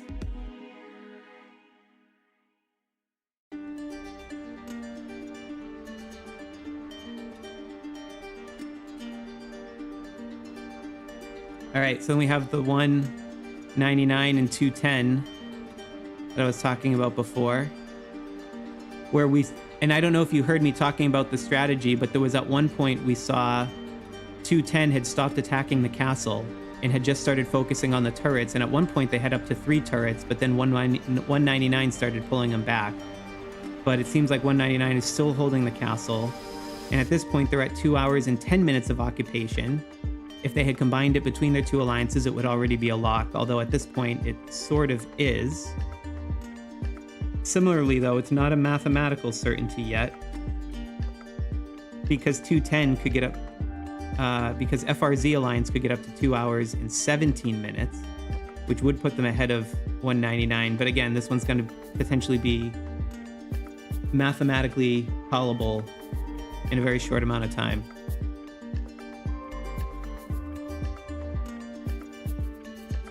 All right, we'll do the 231-219 match, which again, I'm recognizing you didn't hear me say anything about. So, because I was saying, you know, if we look at the score here, 231 has been, you know, has a pretty substantial lead against 219. But if you look at 219's record, and this is what I was trying to show in the leaderboard, 219's no slouch. I mean, they've had they've only lost a couple. I mean, they're currently ranked 12 overall in our KvK leaderboard. And if you look at the loss, I mean, August was so long ago, I wouldn't even regard it. But, you know, a prep loss to 199, which, you know, has a number of super strong folks. And that was before they picked up some of the people in the server merge, but they were already starting to be a powerhouse then. And then 210 they lost battle to, and we're watching 199 and 210 on the other one, but this is their top 10 kingdoms. Like I was saying at the beginning, it's only the second time 2 top 10 kingdoms have matched against each other in our KvK history. But they've been winning pretty consistently otherwise, so this is good competition. This isn't an easy match for 231 by any means. But anyway, continuing back, it looks like 231 is in pretty good shape here. This will be a little bit longer before we can fully call.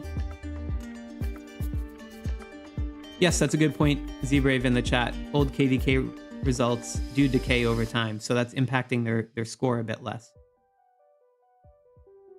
All right, what else we got next here?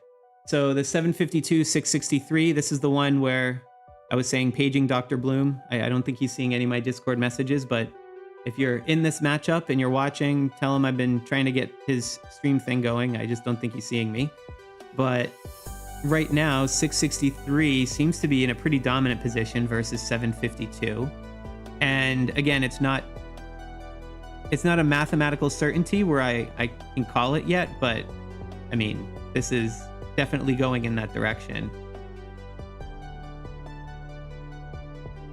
And the reason I don't call this, too, just to be clear, we've seen this happen in past KvKs where, you know, a big player leaves or the pep buffs wear off and maybe the big player on the other side has been reserving it, and then all of a sudden the match just swings and you can't knock them off or anything, and all of a sudden the alliance that was behind by about an hour can start coming back. So I'm always really hesitant to call these too early because I don't want to go back and have to uncall something.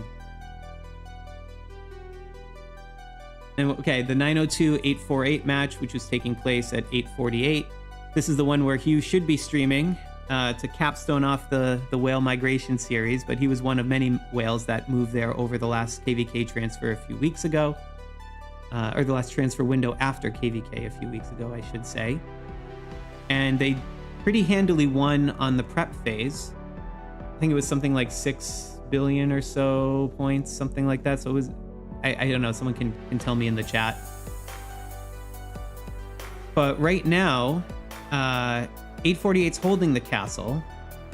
902 is actually in first place, but 848 has it split all of their time between the 848 Alliance and 007 Alliance.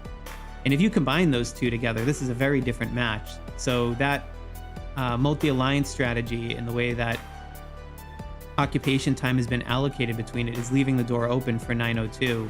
So this match is actually far from over, given it's only a 9-minute difference separating the 1 and 2 alliances. So we'll have to keep checking in on that one, and if Hugh's able to check it out and connect with me on Discord, we can watch it on the ground.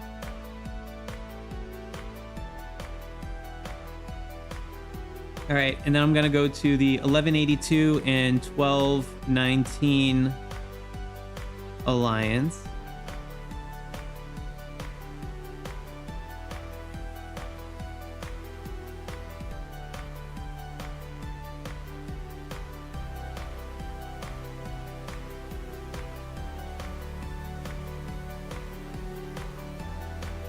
This one's still somewhat close. 182 definitely has a substantial lead given the amount of time remaining, but it's, like I said, these are the ones that can swing depending on who's coming or going, particularly on some of these earlier kingdoms too, where, you know, you see 1219, some of their occupation time is also split between multiple alliances, but so is 1182. So if you aggregate all these times, it's actually really quite close.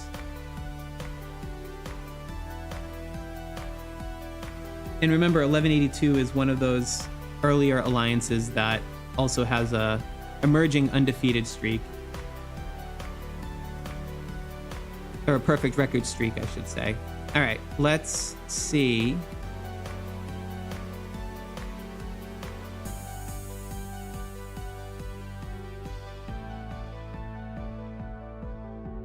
It was the match. Oh, why am I even searching for 3? It's right here. So this was the one we were checking in on, and gosh, now I'm thinking, I've talked about this one a couple of times, and I'm now wondering how long back it's been since people have heard me, because I was giving some analysis on this one and talking about their record and how this might be the first battle that Kingdom 3 loses, which would put an end to the longest undefeated battle streak in Kingshot. And again, I can pull that up real easily. We go to our leaderboard and we just look at battle. Kingdom 3 has the longest undefeated record for battle. And if the results stand, this will be their first loss, which would be quite large, because it would actually be a sweep for them, since they're defending their own castle. And that's why then I was saying how, you know, that was so surprising, given, well, maybe not surprising since they weren't in the Flame Dragon Tyrant, but I was showing off Clyde's skins and everything with the Flame Dragon Tyrant and like how cool it looked. Oh god, this is making me think you've all missed a ton of audio. Anyway, it is what it is. And now we got the other one that we were sort of checking in on in 576. So this is Z-Braves 623 against 576. And when we were looking at this match earlier on in the stream, I had mentioned how 576 had been pulling a bit ahead from in the early phases, and it looked like they actually had a little bit of a lead, but 623 started coming back, and at this point have started really pulling away. And I don't know if that's 576, like I said, maybe some of the pep buffs wearing off at the top of the last hour, but 623 started pulling further ahead. And we're also now seeing too, when you see occupation times approaching 7 minutes, that means they've also successfully defended the first barrage of rallies coming at them. which bodes well for them continuing to pull even further ahead for this one. So it's looking like 623 might also continue on their perfect kingdom record for both prep and battle. And it wouldn't be the longest record in KvK. That would still, if we just look at undefeated, that the longest record would still belong to 231. But remember, the Bradley Terry ratings that we use take into account not only your own record, but the strength of your opponent during those matchups. And there's a decay factor, as Z-Ray was saying. So you can see the overall rating is just slightly lower.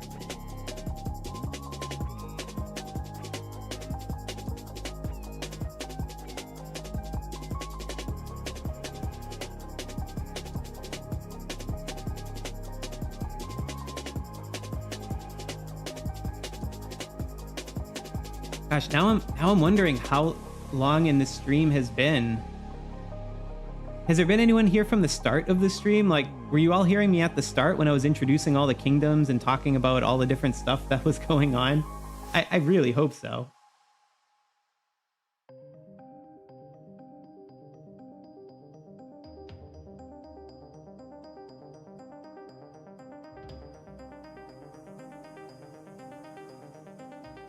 Come back in a monster while we ponder that question.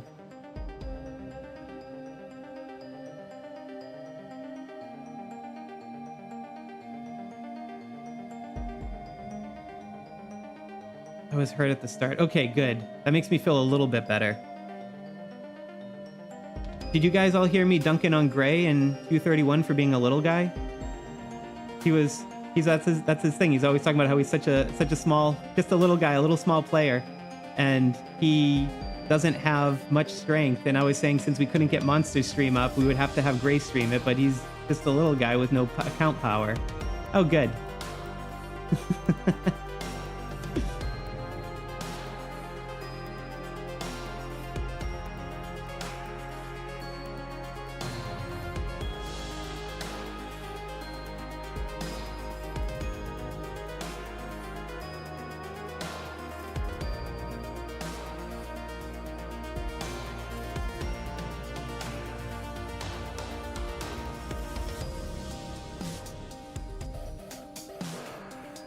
Yeah, I really don't know what happened. I think I had something happened in my encoder where the microphone just decided to mute itself. I didn't touch the option because I use the physical button on the microphone to mute so I can see if it's lit up or not when I'm talking. And it's been lit the whole time, just the internal one.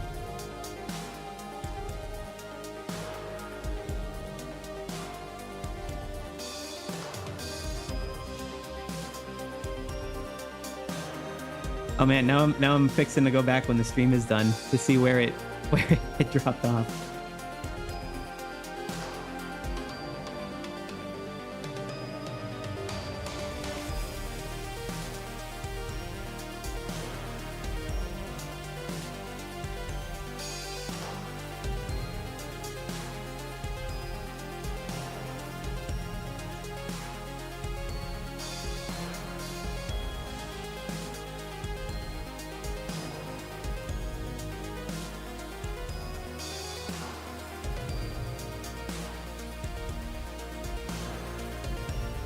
All right, so I'm getting a message from on the ground on 199 here saying battle's officially over.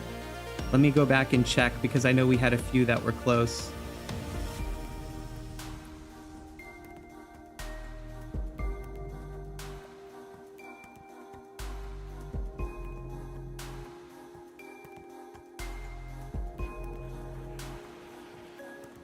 All right, I'm bringing up my bag cam. Yep. This one is... yeah, it's impossible. Mathematically impossible for 210 to take it. So 199 we can call as a winner. So we'll give them a King Sloth. And I think the 86-163 match. Let me search on that.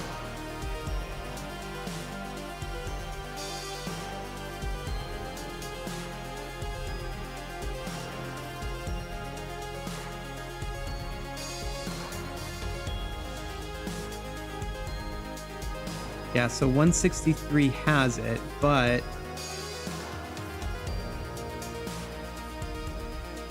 I don't think that's enough. Even if they held it for the remaining hour and 48 minutes of the match, that would only get them to 2 hours and 6 minutes or 16. But either way, it's under the 217. So yeah, we're gonna call this one for 86 as well.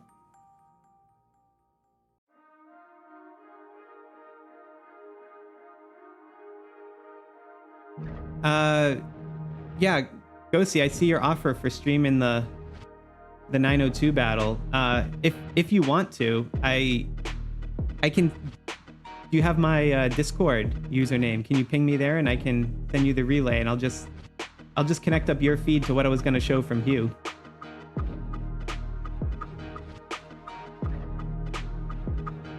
And yeah, Snowflake, maybe it was an OBS shortcut or something, but it's weird. It only muted the microphone and not the other audio sources that I have, because I have it set up as a mixer.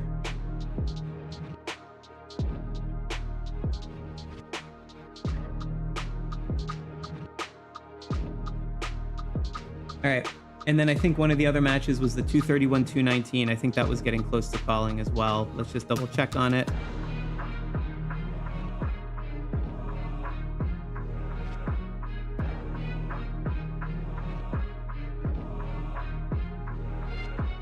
This one's still not quite callable yet, but almost there. About a 15-minute difference. If 231 gets another 15 minutes of occupation time, that'll do it. And I think there's a high likelihood, but not ready to call it yet. And I'll keep checking some of the other ones. Let me put Monza back on.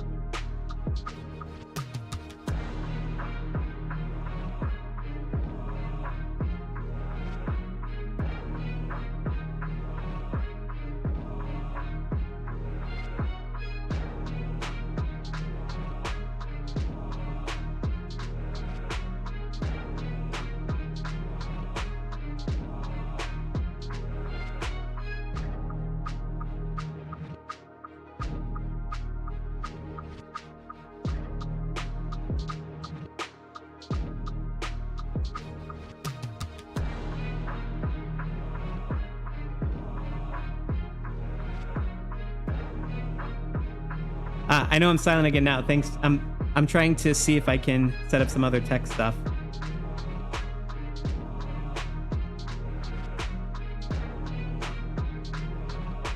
Oh, we got Hipster Grandpa in the chat too, saying good game to 86.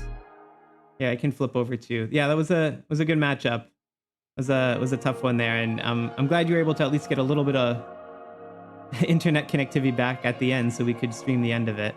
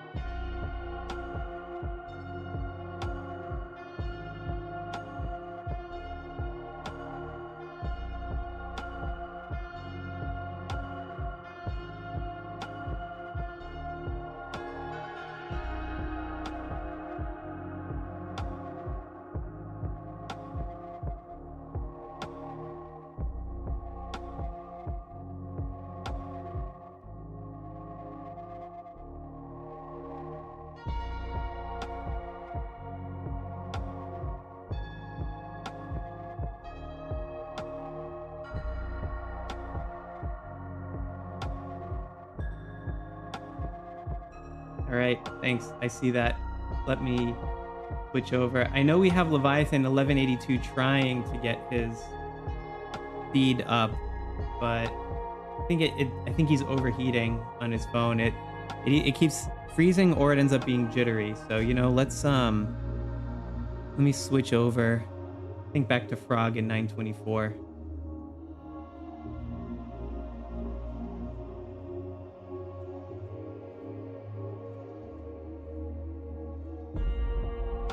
But Ghosty, I'm trying to find you in the chat here. I don't know if you told me. Just ping me on Discord. I can probably in the background with you set up to get the 902 stream in. I have a spot for Hugh, but I can just put your feed right in the middle of it if you are able to set up with the streaming platform I use. So ping me on Discord. Maybe we can get up the rest of that 902 match for everyone, because the 902-8481 one is seeming like it's still gonna be pretty close.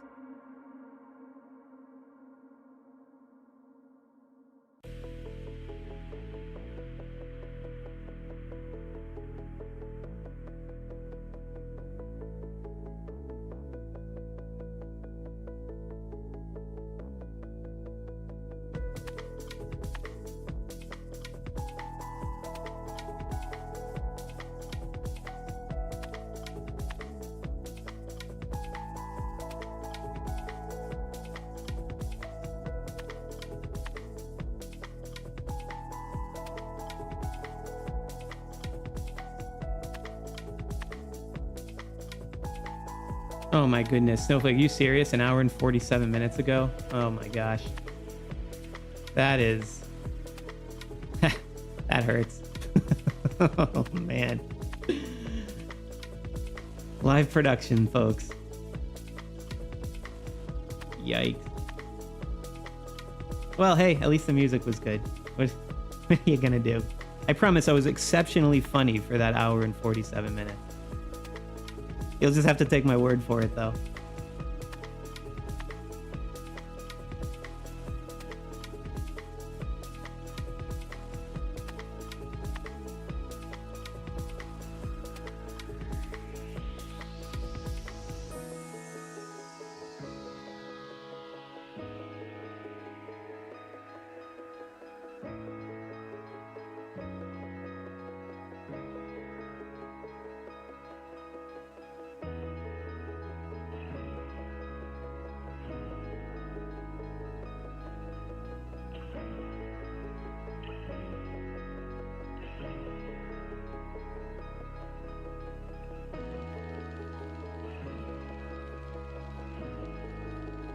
I mean, I checked on 199 quite a bunch of times. I can't remember.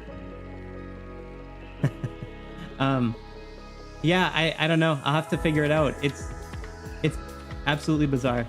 I've never seen anything like that happen. And all the time recording too, right? Because I use the same software to record, and I've never seen that happen where it just suddenly turns itself off.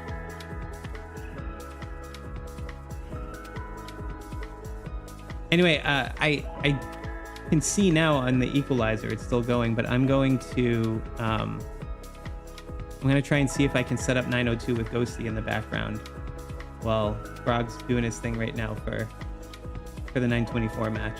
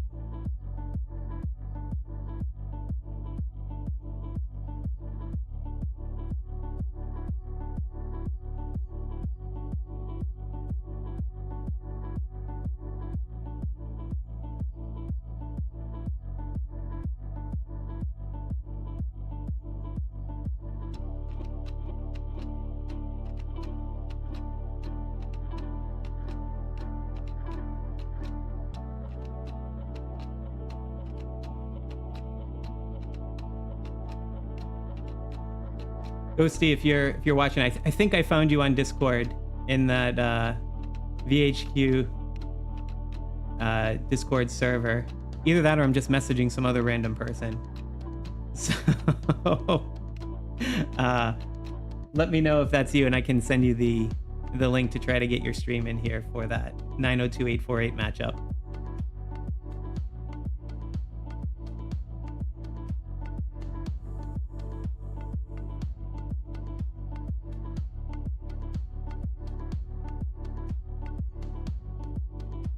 Funny, I'm in like close to 100 different servers at this point for all different random alliances and things like that, and even just trying to find like, wait, which one is it, was took me a moment.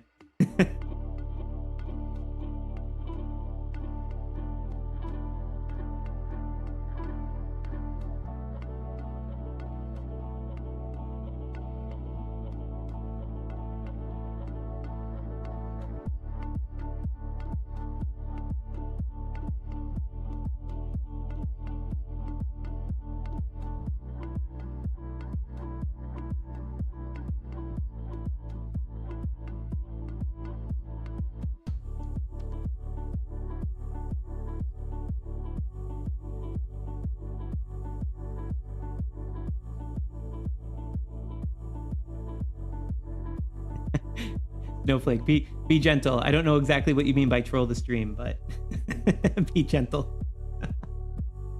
And which kingdoms were you in, Snowflake? What was the matchup?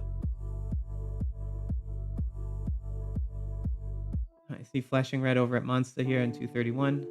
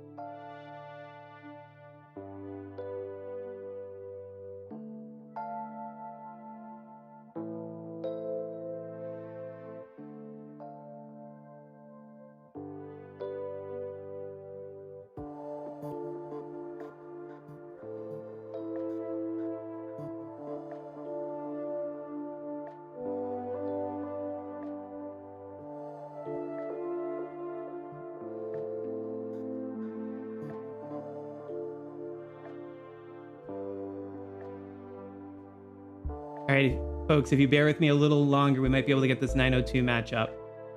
Working with Ghosty on it here.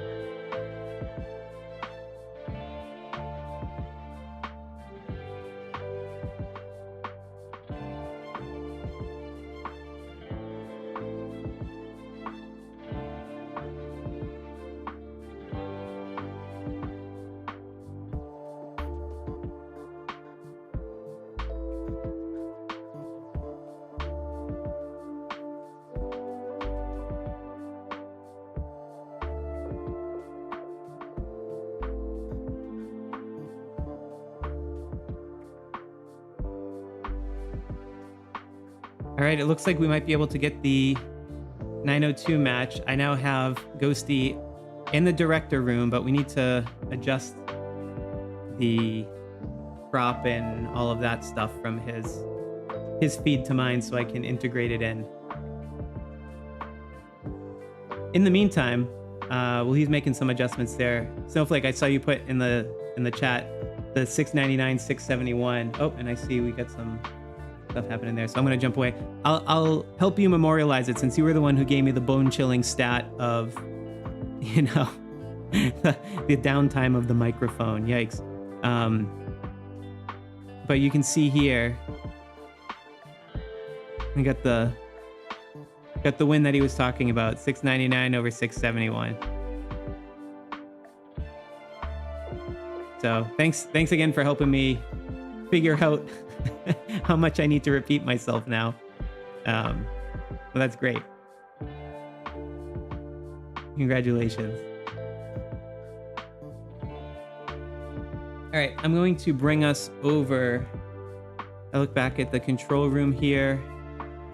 I see like Frog is checking some battle reports. I know you all like to see that. And in parallel, I think I can get this other thing set up.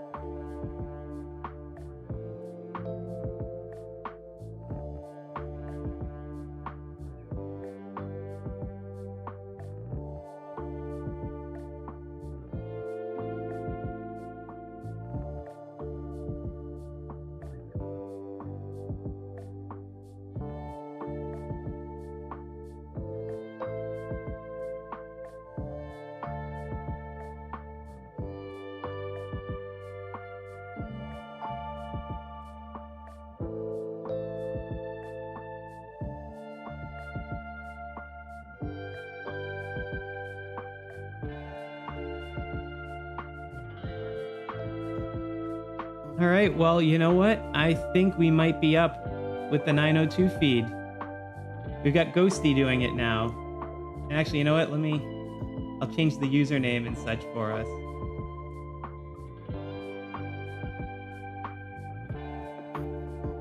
Have to kick you out of here. I'm sure he won't mind after that.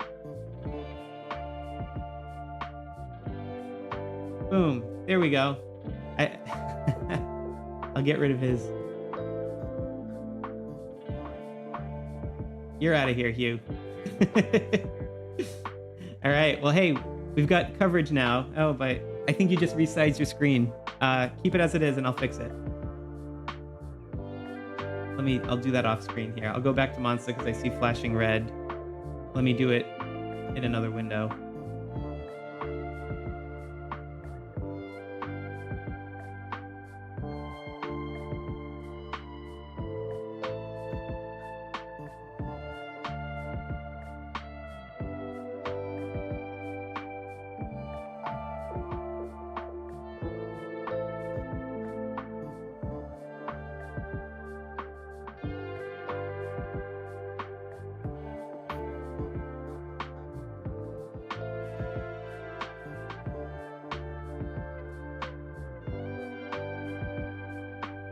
All right, I think we got Ghosties up now. So we now have coverage on the 902-848 match. At long last.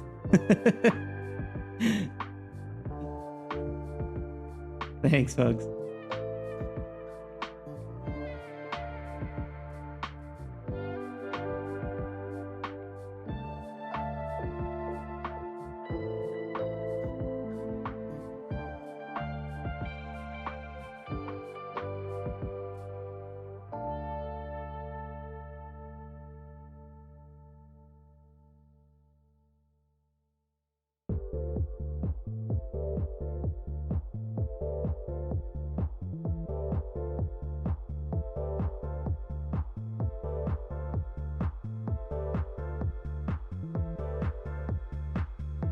Oh, Snowflake, you tried video? Yeah, it's quite the resource hog. But yeah, it's Video Ninja that I have for the relay in the background, and then it goes into OBS for the encoding. But so I have the same machine acting as the host for all the feeds coming in as it does for the actual encoding and broadcasting of the stream.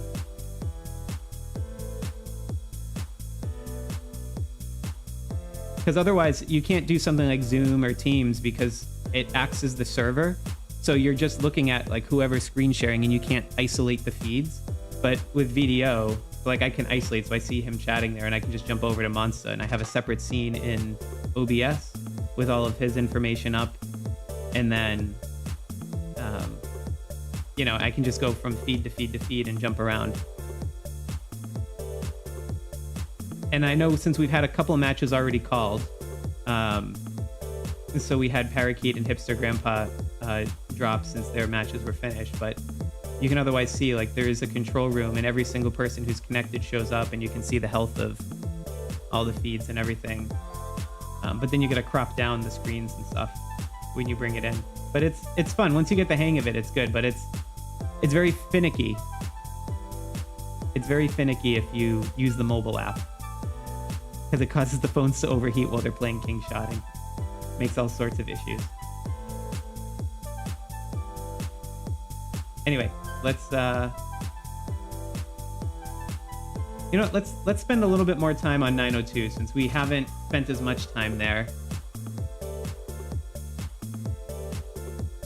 So for those of you who haven't been following the channel over the last, call it, week and change, we had Hugh who did the whale migration series with me, and as opposed to all my other content, which is, a guide on a particular topic, this was more of a cross-cutting thing, sort of putting a bunch of different pieces together. And for whale, which I've been asked around, a lot of folks wanting to have whale content, but putting together all of these various tips and tricks and guides from across my channel and applying it to a real case study of a whale who wants to blow up his account, transfer and beat the requirements, and then rebuild on another kingdom. So this was supposed to be the capstone to it with Hugh streaming, but it seems like that technology had other plans here. But fortunately, Ghosty is able to step in and give us some perspective on the 902-848 match. And Hugh was one of the whales that moved to 902, but the reason he had to blow up his account in the first place was because they were giving out all those special transfers to other whales. So this is sort of a test to see, with all that power coming in, how much has it really been able to pay off. And they won the prep fairly handily, if I remember correctly. I think from the screenshots, they had something like 5.5 billion. Someone can correct me in the chat if it was a different number. But the battle's actually been pretty close. So kudos to 848 for doing such a good job in terms of fighting off against an opponent that is much stronger probably than the matchmaking has time to catch up for after the last transfer. So if we step into what their castle looks like currently, I can jump over on my Skycam, and for that one, let's check out what the occupation time is. So we see Hugh's Alliance still holding on to the top spot, but just barely. 848 still hot on their heels. It's only about an 8-minute difference, but you can see where this is coming to hurt them, because 848 has that occupation time split between the two alliances. And I don't know if I've said this already or if this was part of what the audio caught out when I was on this match before, but this would be an entirely different game if the two 848 alliances had consolidated that holding time into one alliance. They would be at 2 hours holding time right now. But it's always important to know that the castle battle winner in KvK is determined not by the kingdom that has the most occupying time, but by the alliance. So right now, if the castle battle were to immediately end, 902 would actually win this one, despite having less combined occupation time than 848. This is one we'll have to keep watching on and check back in on, but it's quite an interesting one. And then I also wanted to double check on that 576 and 623 matchup that Zbrave is playing in right now, while he's also joining in on the chats here. So So they're looking like they're gonna call it. Is that what I'm seeing in the chat?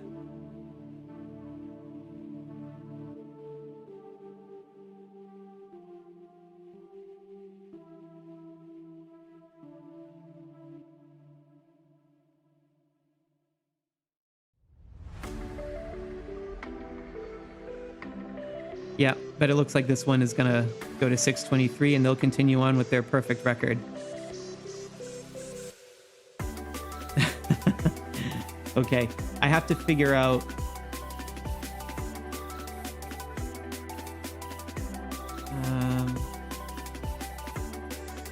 Oh, yes, I see what happened. Okay. So, once again, part of doing this in a live situation. So, Z-Brave, you muted the guy Vince from the channel, which hid all of his comments. So, let me see if I can put them back. And the guy Vince, sorry about that. Let me see if there's a way I can restore those messages.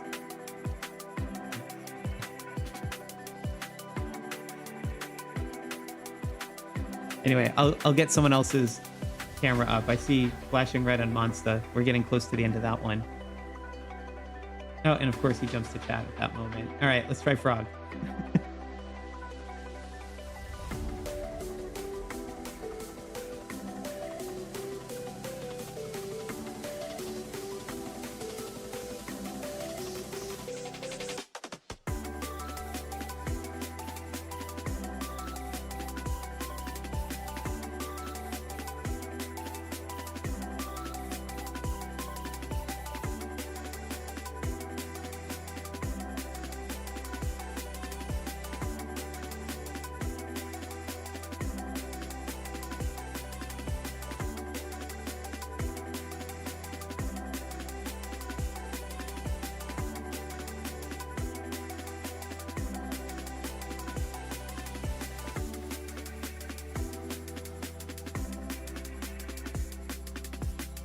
All right, good. The guy Vince. I'm glad you can talk. I just happened to see. I'm like, why is the guy Vince like being moderated out by Seem Brave in a bunch of comments? Like, what did he say? Looks like you just got Seem Brave's kid moderated you and muted you from the channel. That's brilliant. Okay. Well, hey, look, I'm glad you're there, and I see here. How about as recompense for that, I see you were asking for me to check on 1037 Castle Battle. So why don't I pull that up in my Sky Cam? We'll make amends that way.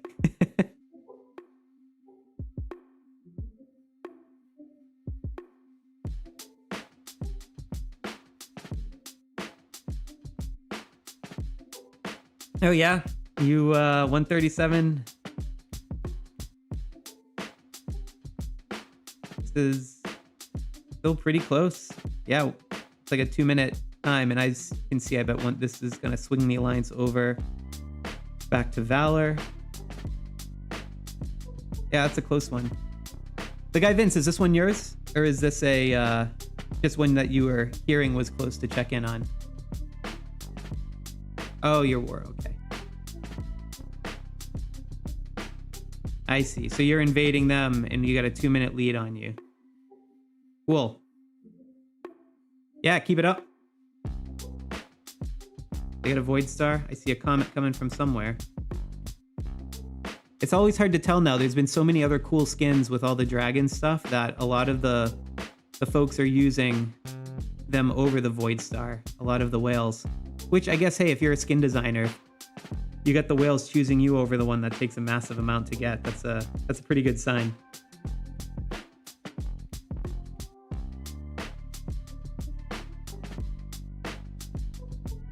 All right, fantastic. See if we're getting any luck with Leviathan speed. No, still stuck on that. All right, we can try. Oh, I see ones in matches. Talking. All right, we'll go back to Frog for a moment.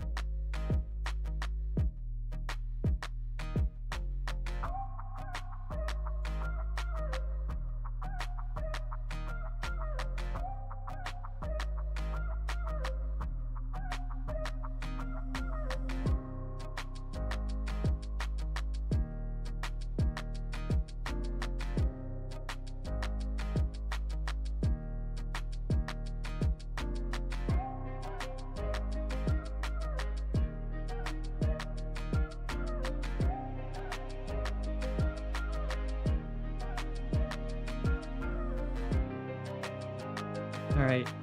I might be able to get 1182 back. I'm seeing it looks like it's a bit smoother now. I'm trying to configure a couple of things on my end, see if I can flush out the issue.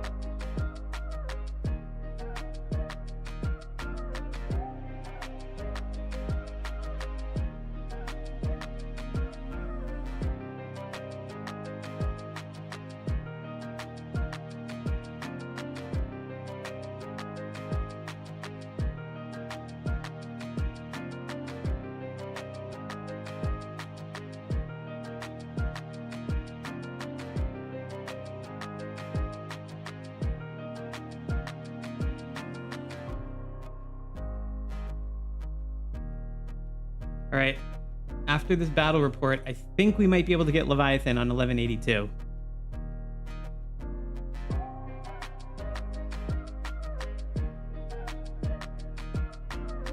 But he's got chat up now too, so I'm giving him a moment.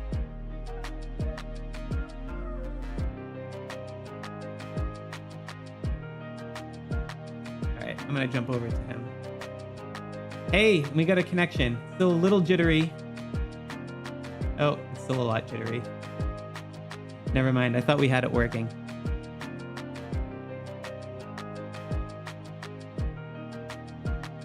Less jittery on the side scrolling.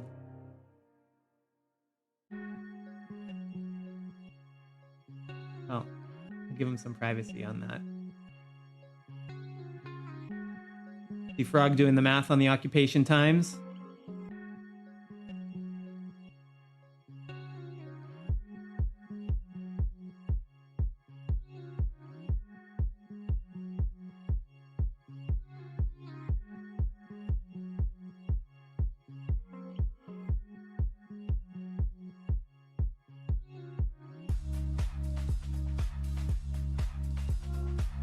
All right, I'm hearing some folks say 231 is over, which, given where we are on time, I suspect that might be the case. Let me check out what's going on over on Kingdom 219.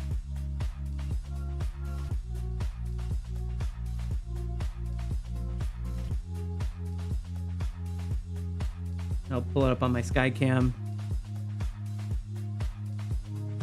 Yep. It's over. It's been over for a little bit, 2 hours and 40 minutes. So we can give this one to 231. We'll give them King Sloth. So that's 3 of the matches down, and maybe we should just check around the horn and see where we are on a couple of these other ones. So the 752, 663 match. 663 has just about enough. But can they even be caught? Nope, they can't be caught by 752. So 663 is going to take that one.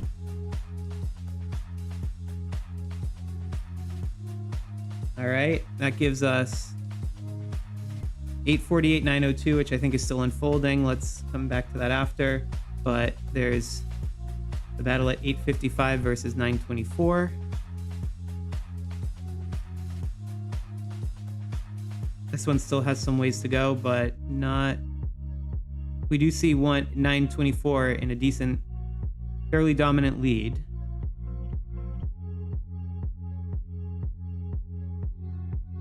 Then... Oh wait, it's not 1182, it's at 1219.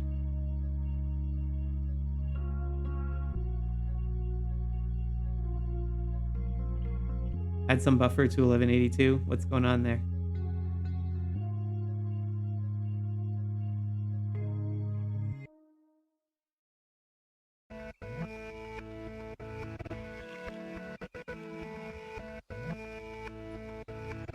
Oh, you mean for the feed coming in? I don't know if I can do that on Video Ninja. Let me see if I can. Maybe that might solve it, if that's the case.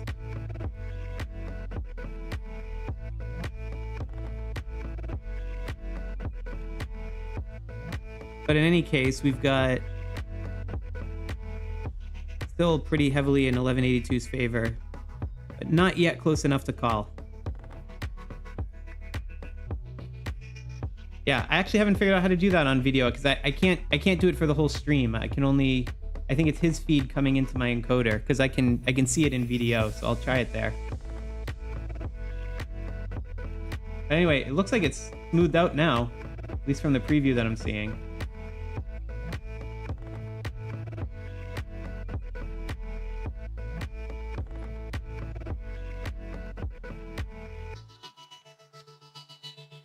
Ah, there we go again. Well, I'll give him privacy in the chat anyway. And Monster's feed's down, so we're going back to Frog. I guess Monster wrapped up after we called it. That makes sense. That's fair.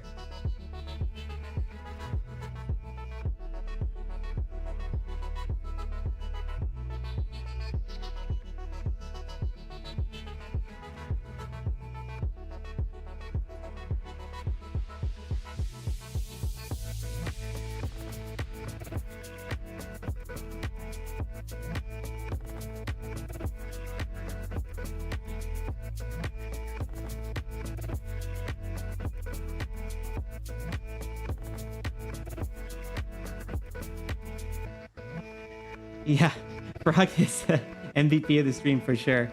He's although I gotta say Frog is, but I think Ghosty's a pretty close second there, having just jumped on immediately to help us cover this 902 match, having just on the fly worked out the tech in the background.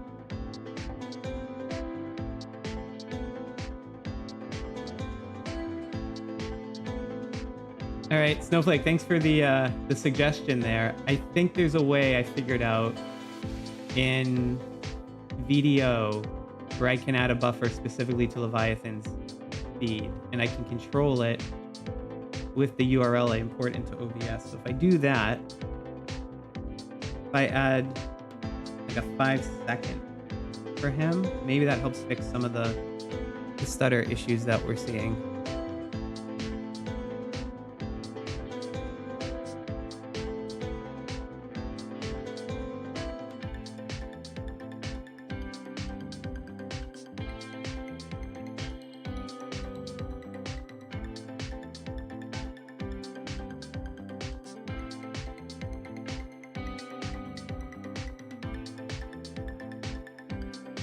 And we just lost another feed there. It's like whack-a-mole today, my friends. Oh well. Let's go to Leviathan and see if that works. Nope, not yet. Lost his. All right, back to the MVP of the stream with Frog, I guess. Oh dear.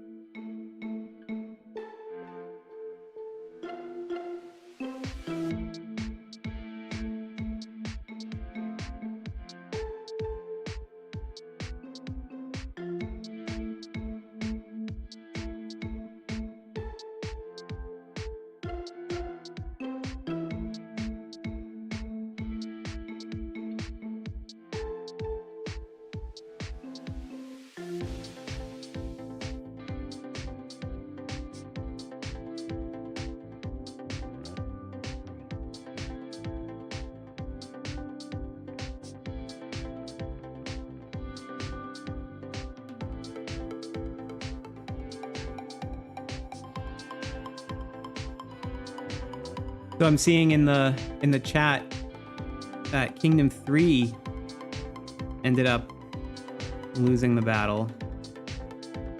If that's the case, I gotta check this on the sky cam.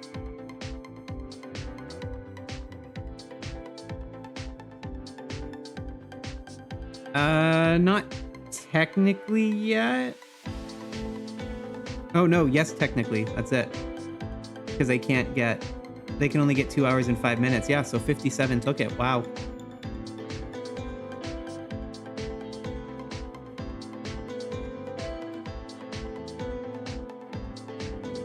Yeah. That's very impressive. So then that means if we go back to our undefeated views on the leaderboard for battle only, so K3 at the top here will drop off. They'll no longer have a perfect battle record. Wow. That's incredible. Because if I look too for 57, because I have undefeated on.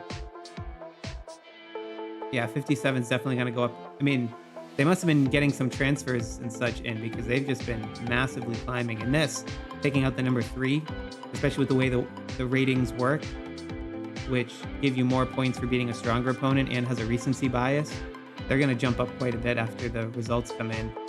And yeah, you can see basically after that January transfer, this is where they've had 2 transfers. They're probably just aggregating a ton of people. Wow.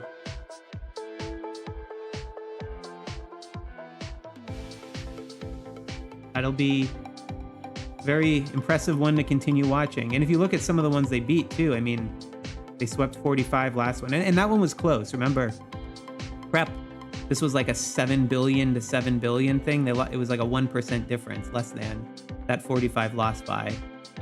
And then I think, if I remember correctly, Battle was fairly close. I forget. But, you know, they're just growing in strength every transfer. That's really impressive. Yeah, kudos to them. That's a big win. Let's see what's... Oh, did we lose Ghosty again? Yeah, we did. I'll let him know his feed dropped.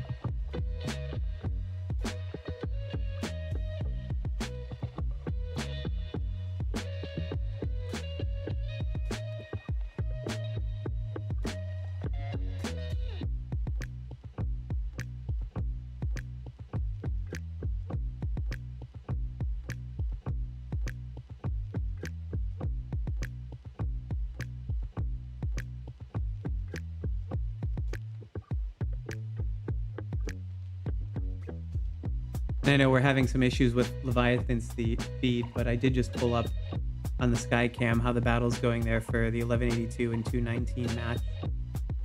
And 1182 still fairly far ahead.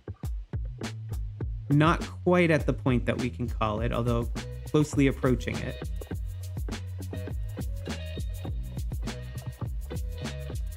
If 1182 and the DAC Alliance, if they can hold it for another 15-ish minutes, something like that. Potentially even less, actually. Yeah, like 7 or 8 minutes more, then that should be enough to... So 2 more castle possessions, we'll call it. That should be enough to block out 219 and then call that match. So I was hearing from Knifovich in the chat that 1225 versus 1233 is supposed to be a super balanced match. We can just take a look at it. And of course, it's in 1233.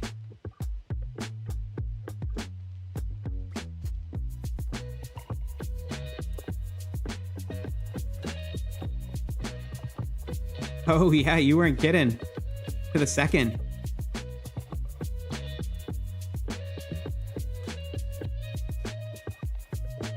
Yeah, and see, this is why the Alliance holding time is so important. Look how much time that Sky Alliance has. 22 minutes. That's the entire difference right here. Versus being dead even, versus having a 22-minute lead with an hour left. Yeah. It's close, but it also shouldn't be that close. But it is close. Still anyone's match. Yeah, that's an exciting one.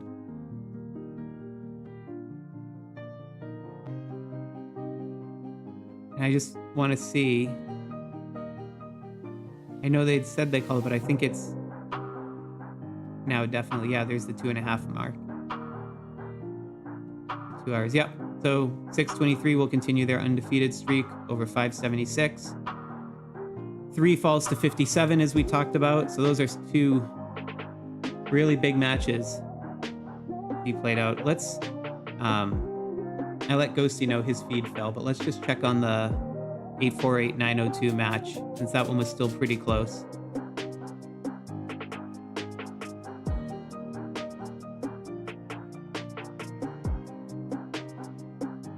Yeah, 848 is now pulling back ahead a bit of 902. But this is still a pretty close one. Just because of the way the time's been split with the alliances. It's left the door open for 902. But let's see if we can get back on the ground there.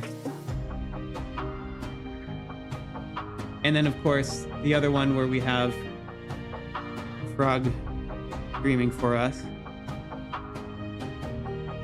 is the 855 battle.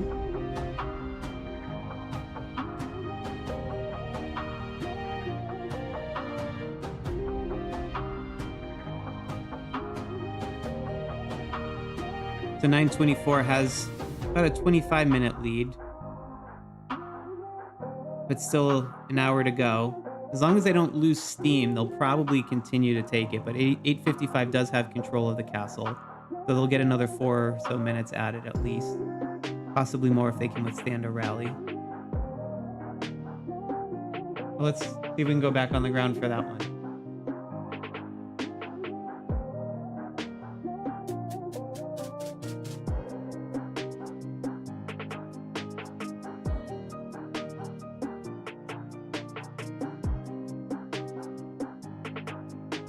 All right, so we'll unfortunately we'll lose Ghosty from this stream. Had it working, but I think he actually has to run out now. I was just talking to him, so we got what we could. We got some footage from the match, and if you have an issue with it, take it up with you.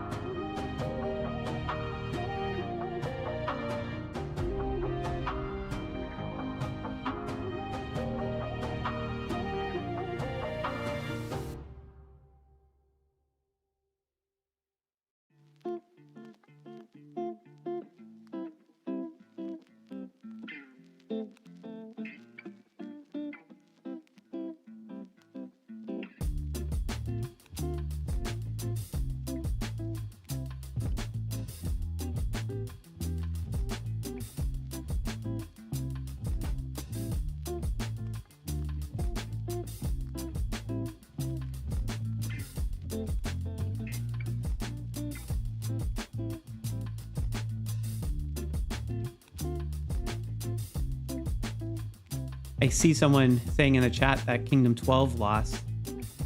That's That's also a big one because they are currently ranked number 3 in our rankings. I think the last battle loss they had was to Kingdom 3 back in January. I just look at the leaderboard here quickly. This is their record so far, so they just got a loss here. Ah, don't scare me like that, Z-Brave. I hope the audio wasn't out again.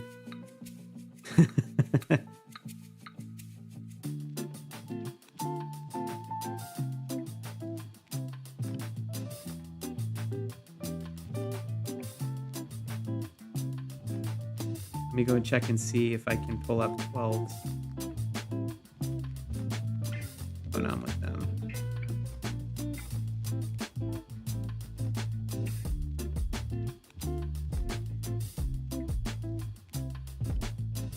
Yeah, so 40 beat 12 pretty decisively on the battle. 40 hasn't been on my radar as much, though. Maybe they should be. Let me go back to the leaderboard. Let me check out 40.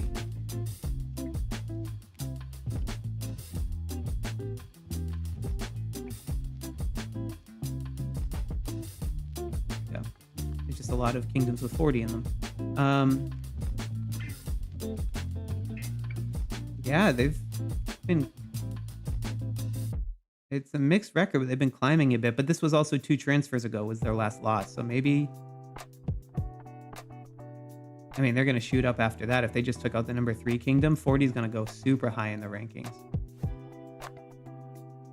Yeah.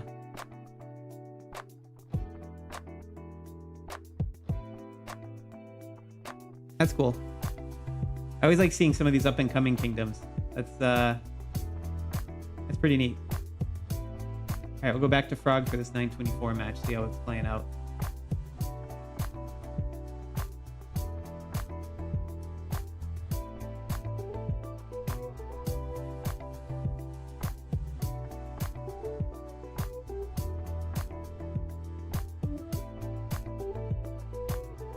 Hey, Corey Turgeon from 1415. Hello, right back to you. Thanks for joining the stream.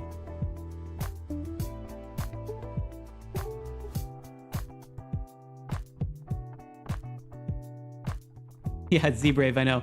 I can understand why you're getting suspicious when you don't hear my voice. But I will say it's, it's a 5-hour plus live stream. I mean, I don't want to hear myself that much. I can only imagine for you guys. I need a break to breathe now and then.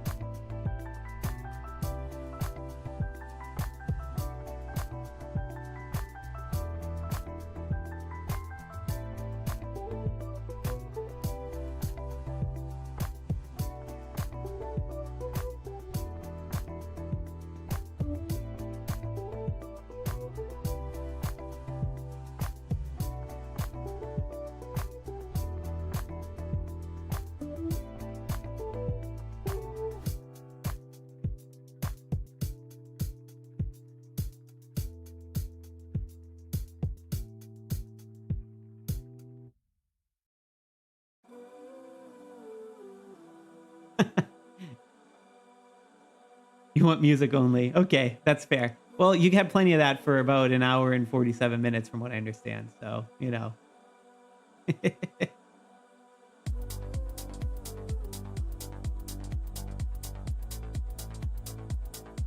Hey guys, while you can actually hear me now, be great if you could share in the chat any thoughts on the series that I just did. I know it was quite a bit different. It was much more improvisational, conversational, more of like a podcast style series.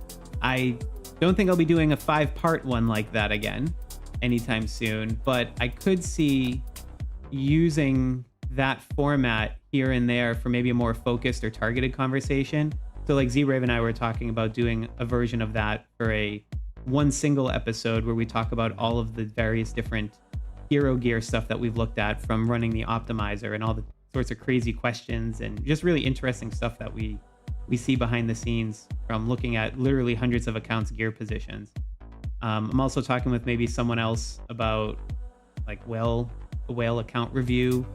Also potentially someone who's been doing a ton of work on analytics on the Viking Vengeance and trying to hack that event a bit. And I could see some of these being like almost like bringing in an expert on their respective topic and just talking more focused about that topic instead of the sort of broader entertainment style journey. So yeah, would appreciate it because it was certainly an experiment. It was the first time trying it. And I know it was a bit more loosely scripted for sure than my traditional video guides. But yeah, if you have seen them and you watch them, like let me know in the comments. I'm definitely looking for feedback. And I know some of you have already reached out, so thank you for that.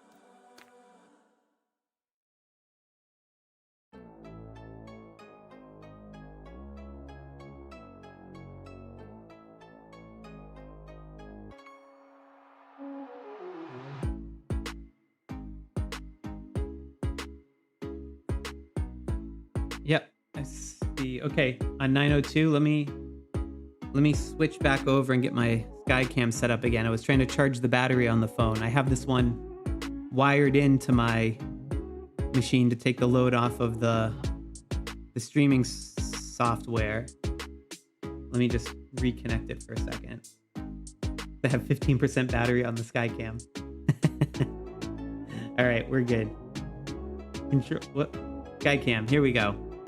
Let's check out the 902 battle with 848. So it's starting to look more in favor of 848 is what you're saying.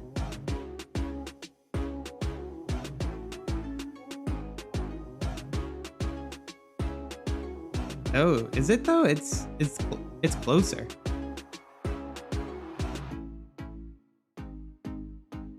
Maybe I misunderstood what you meant about the win is certain. But yeah, it's closer.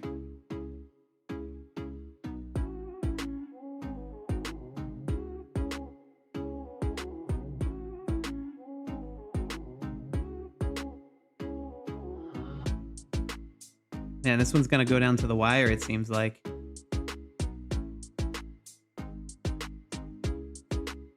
Well, so far we're 0 for 2 with streamers here. We were able to get Ghosty up for a little while. If there's any more 902 or even 848, I don't care at this point. You want to try streaming and pull up the feed, but I also understand given how close this one is.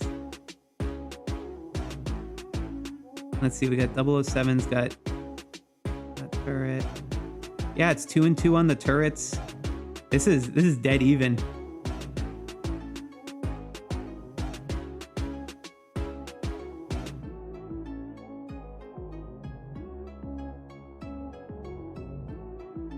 Yeah, don't worry, Snowflake, about the 15% battery. Worst case, if this one goes, I have an old phone ready that I will connect into my stream capture, so it won't be wired. It'll look slightly less on the quality side, but oh, I see it even resized the screen on me. Great. But anyway, we'll get it. We'll have something. I'll still have my Skycam no matter what. All right, let's go back on the ground to 924.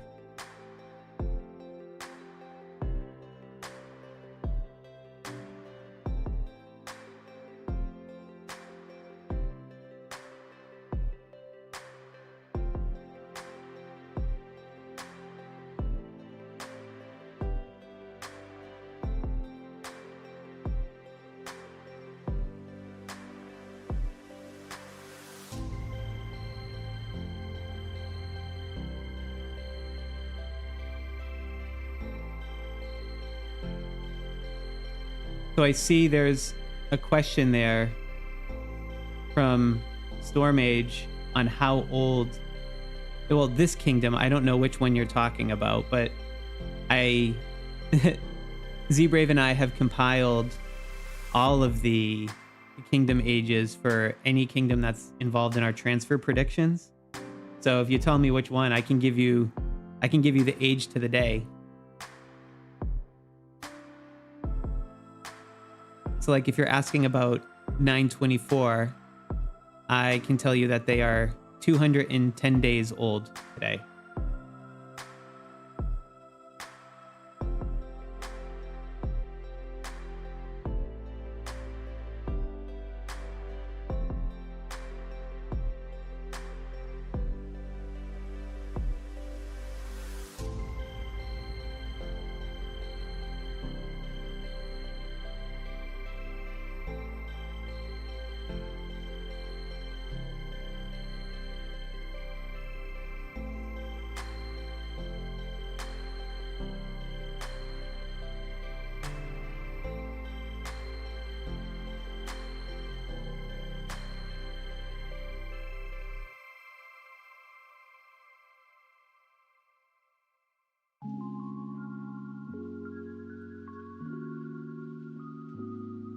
That's a great question about the kingdom ages, Snowflake.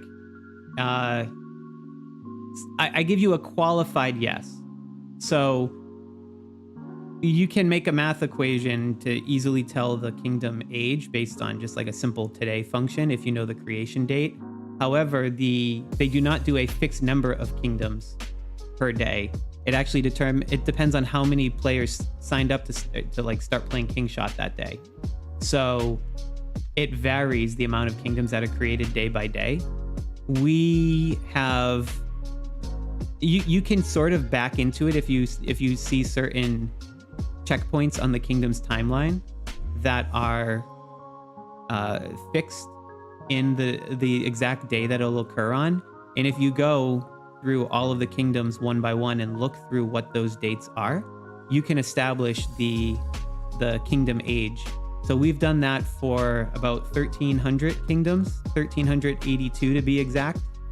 And that allows us to inform, based on the logic that we've coded behind the optimizer, when all the kingdoms will hit certain milestones.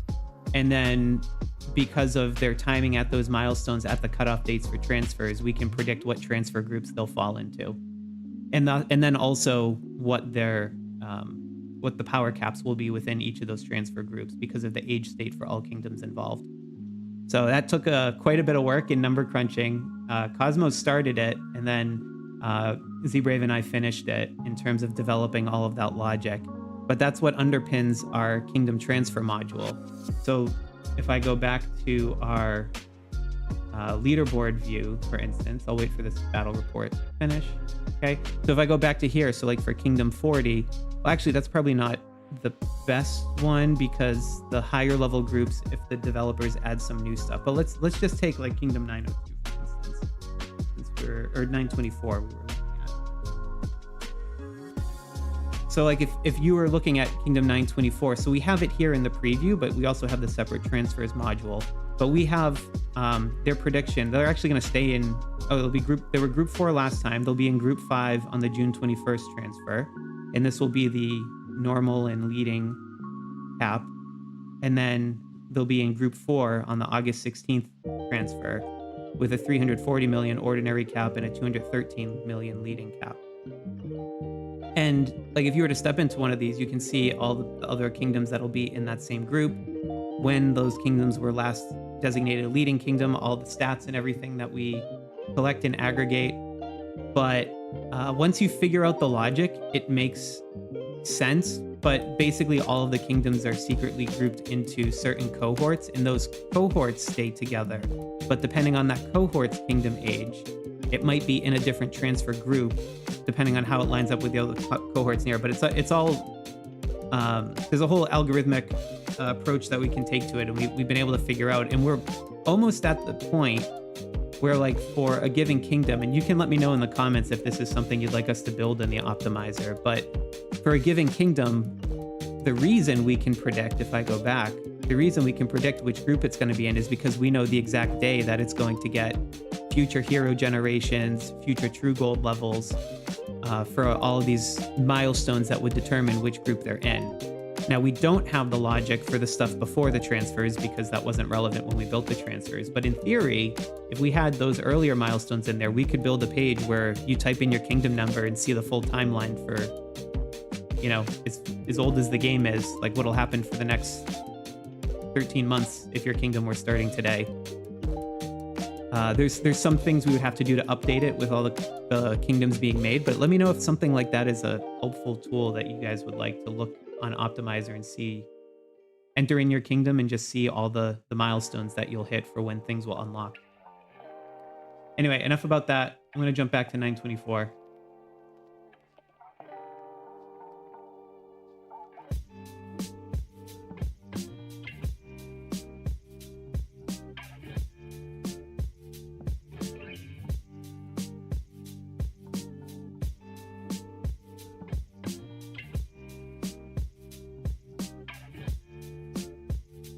Yeah, it is frustrating that the game doesn't give you the age of your kingdom. That would make it so much easier for us. There are different milestones you can use to look at, but even that you have to be careful. Like if you use first castle battle occupation, it doesn't tell you when the first castle battle was. It tells you when the first king was in the castle. And that can be the day after if the king wasn't appointed right away. And that was one of the things that we used. But I can tell you, of those 1,382 kingdoms, more than 70 of them had a castle battle date that was not the first day as their first occupation day.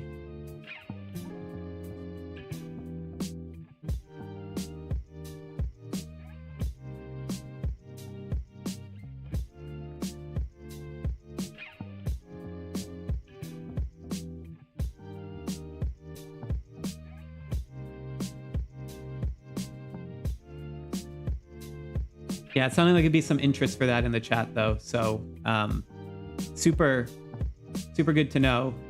I mean, look, we're working on a pack buying module, which I think is sort of the capstone of where we're going with the optimizer. Where, like right now, you can say, I have this many hammers and mithril, and tell me the most efficient way to use it. Or I have this much artisans and gilded threads and whatnot. Tell me the most efficient way.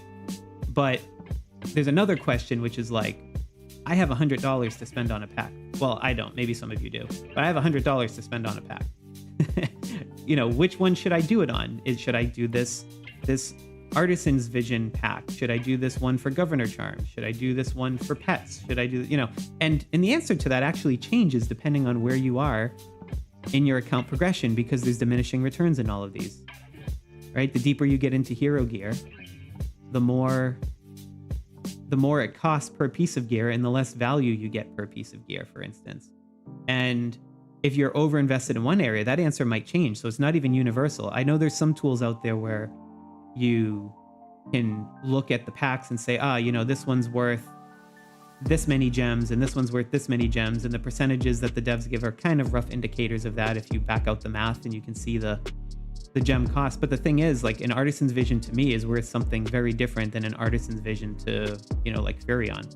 So, or Clyde or someone like that. So it implies that this is an individualized choice. So with that in mind, we were thinking, well, look, we're already putting in all this information that people are giving us. I mean, we don't store it, right? You're storing it locally on your own device, but you're now entering in all your hero gear. You're entering in your governor gear, your governor charms. Wouldn't it be great now if we say on top of that, hey, if you were going to spend your incremental however much money, wouldn't it be great to have it just like the optimizer tell you, yeah, but this will be the best pack because we know how much it'll impact your account strength based on what your next upgrades look like. And this is where the best return on it comes from.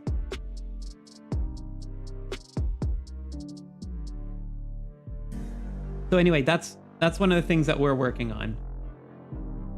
And I am pretty excited about that. It's still a ton of work. And what's also cool too is the folks over at Paxify, who, I don't know if you've been watching the bottom right, the sponsor call out, they have actually been helping us with a lot of the transaction data because they've processed, hundreds of thousands of transactions between Whiteout Survival, Kingshot, what have you. But they're working with us. They gave a huge data dump to ZBrave on all the screenshots that different people submitted. So now we can start to see how all the packs change as servers age.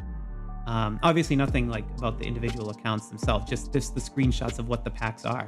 So now we can catalog and document all of that and feed it into our optimization engine. So that's the next thing we're building. And if you do use any of the top-up services, I know it's a bit of a gray area, depending on, what your set of beliefs are about it. But if you do, doing it for Paxify actually helps us build the optimizer better. So, one thing to consider. And now I'm just keeping an eye on the time here. So I was going down a bit of a rabbit hole. I hope it's interesting, but let me fix my Skycam here for a second. Brilliant. We'll go to that.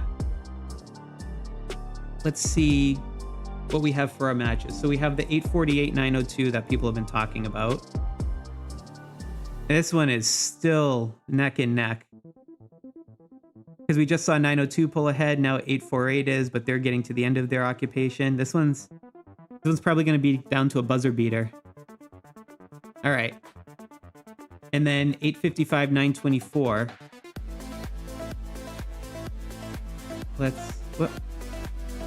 Now we have two buttons that say world, and apparently that's more than I can handle. Let's see, 855. What do we got here?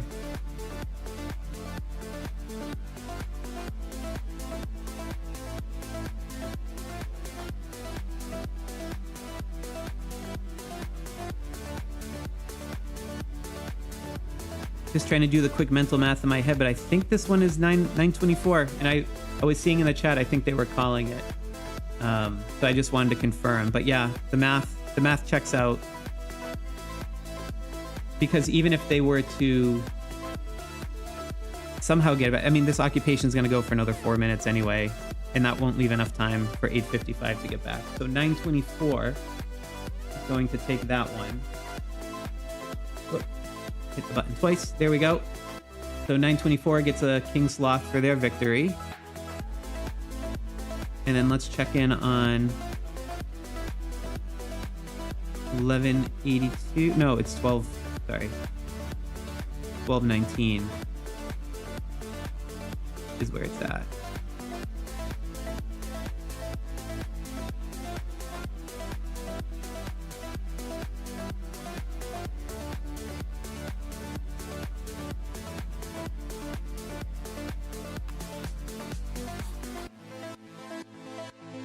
Yeah, this one, I think it's going to be 1182, because even if 1219 got all 32 minutes, that still puts them at an hour and 48, well, hour 49 because of the extra, but they're still behind 1182. So 1182 gets this one.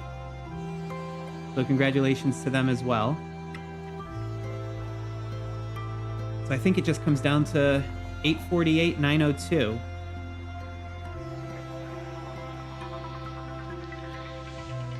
And unfortunately, we just don't have any streamers left on 902. But I will say, I'm gonna, Frog, if you're still listening, you're definitely the stream MVP here. You're my last amphibian standing. So I'm gonna keep on your feed for a little bit while I can jump around at some of these other matches.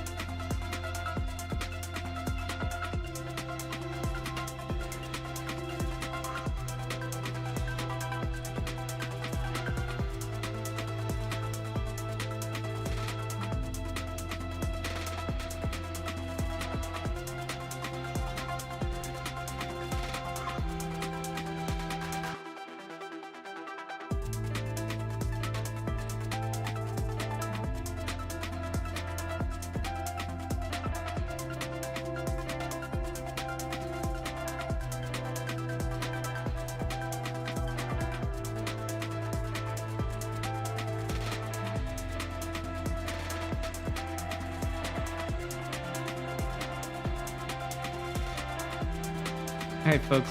They're all celebrating with the fireworks. I think that makes sense. If you give me a few moments, I'm going to try to switch phones for my Skycam to an older phone that is at full battery just for this exact situation.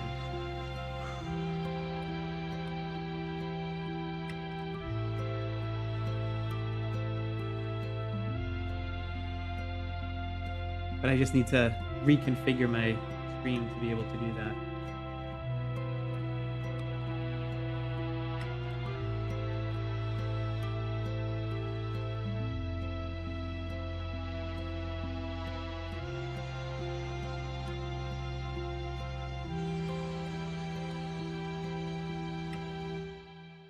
Oh gosh, I have to update the app on the old phone.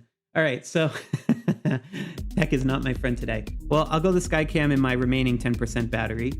And let's check out some of these other matches we're hearing about in here. So we've got the 716 invading 658.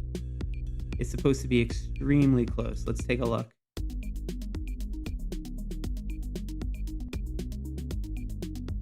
Yeah, it's a less than 1 minute difference. And I think that's just because 658 took it back. Oh, yeah.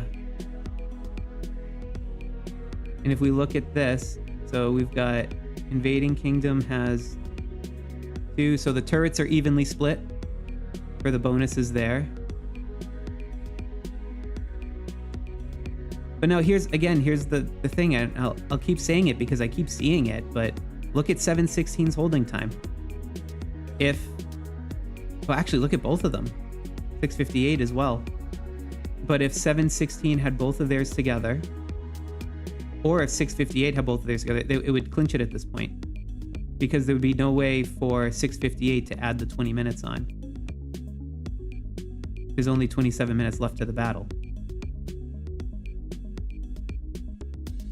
This is why it's so important to really make sure you're managing those alliance handoffs, because time between the alliances is, I mean, it's helpful in the sense that it's time your opponent isn't capturing it, but it's not time that you're adding to your occupation. And here, that could actually make the difference between the battle either way.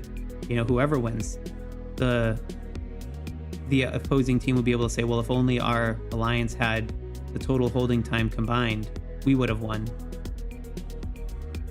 So that's how you end up in situations like this. All right, let's see, Vince.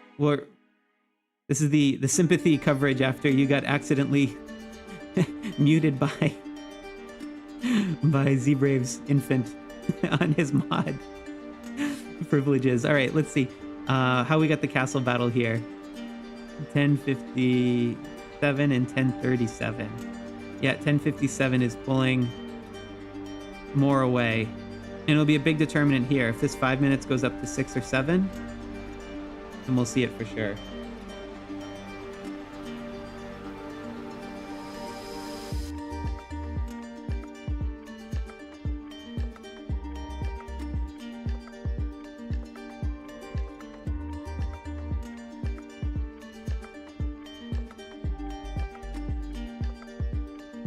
Yep. I feel like this is probably the rally's about to hit here. Because if you're going to do rallies, it's probably going to come from your... Let's see. Will it happen? Or will they hold it?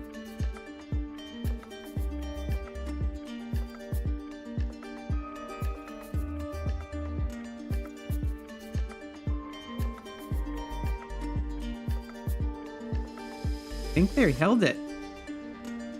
Yeah, 6.5 minutes. So, yep, I agree. I think 1057 is going to pull away with this one.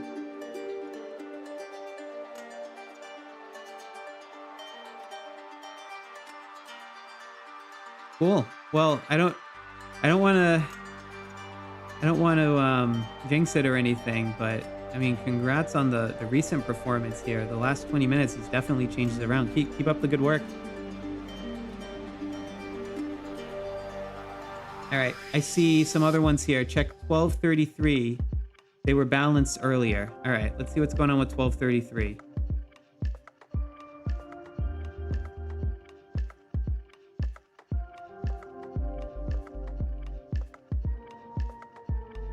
Oh, so 1225 starting to pull away. Yeah, this can sometimes happen, you know, when there's buffs at the end that wear off and one other one gets a little bit of an edge. But I think this one's actually, if I just do the math quickly, yeah, I think 1225's actually won it. There's only 24 minutes left, so even if all 24 minutes, yeah, they would come just shy of the 2 hours and 13 minutes that 1225 has. So congrats on that one, whoever. Oh, it's Snowflake. I don't know if that's your kingdom or not, but or if you're just watching some other ones, but congrats to whoever is involved from there. All right, and now we're going back to the match we're actually covering, which is still neck and neck. And will probably last longer than my phone's battery, but let's see what we can do.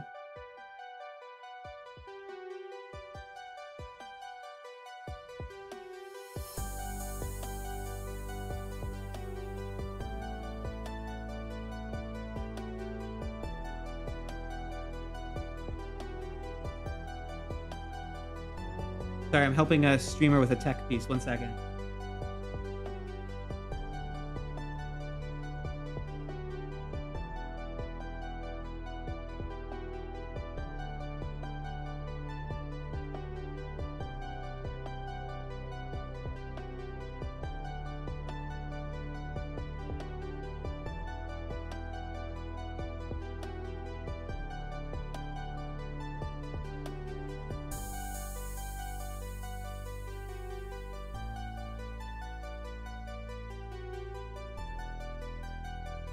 All right, so if we're looking at this one, I'm just kind of watching the numbers tick up here a bit, but it's just so close.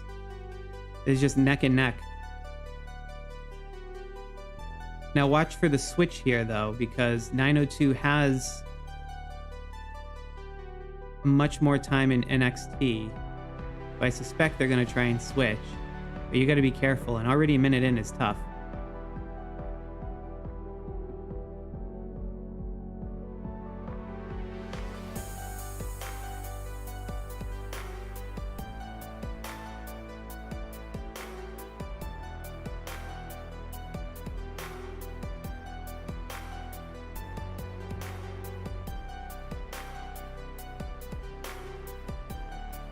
Yeah, Birdie, that's a great point in the chat about a dangerous thing to do, the handoff.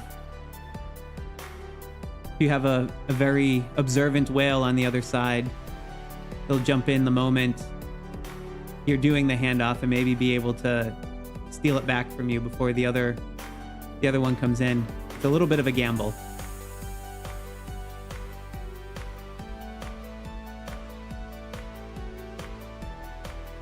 Now it's back under 848's control.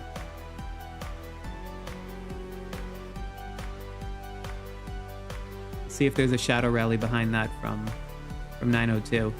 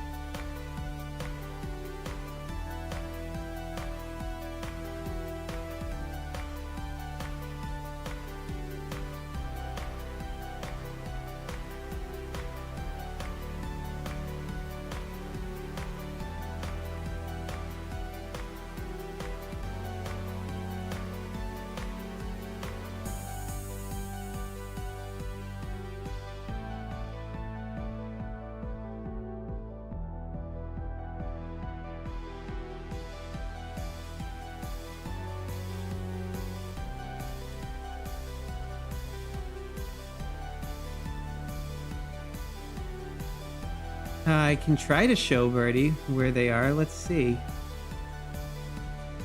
Assuming then they're on the right here with all the invaders. I see Grace. Yeah, here's Steve. So he's one of the big players on that kingdom. think Grace is up there, and then there's Leon with the black wool skin. But yeah, so this is where the big rallies are coming from, but trying to make sense out of this without having eyes on the ground is a little bit tougher to do since I can't see the timing. But if you see rallies coming from Steve, Grace, or Leon, that's probably 902 pushing on this side. That's probably the rally and not the single hit. So good call, Birdie.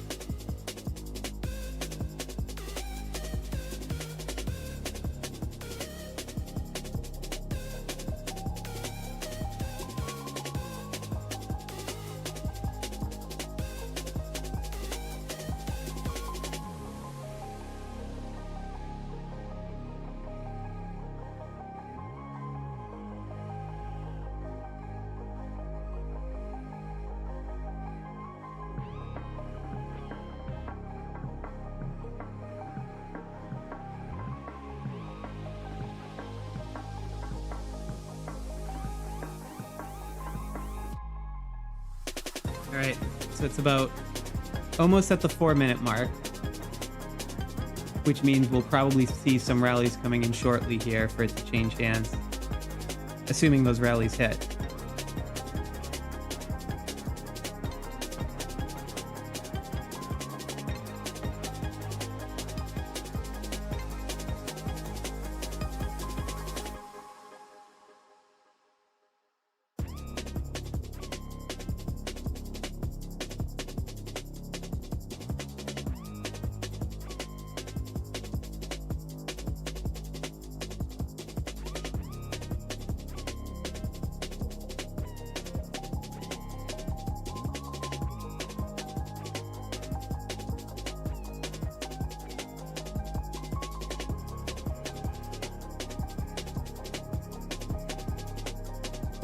Oh, that's cool. So 1057 won 3 KvKs in a row for prep and battle. Is that all of them though? For 1057? Or is it just the last 3?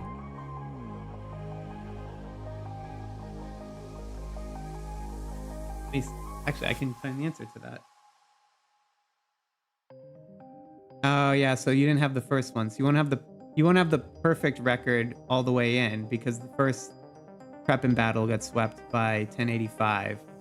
And I can see this too. I'm on the Kingshot Optimizer leaderboard. So this is for 1057 based on what that guy Vince was saying. So they'll get win and win on that afterward. Wait, let's go back to the sky cam here.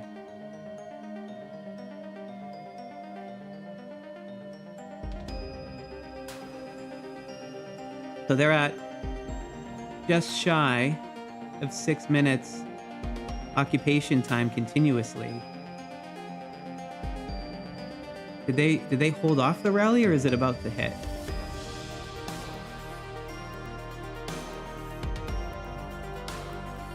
This is why it's good to have someone on the ground.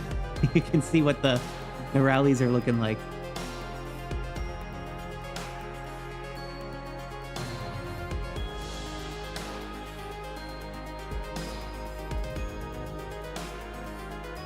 Folks, I'm trying to also, in the background, get us another little treat for the end of the stream. Let me see what I can manage to do here.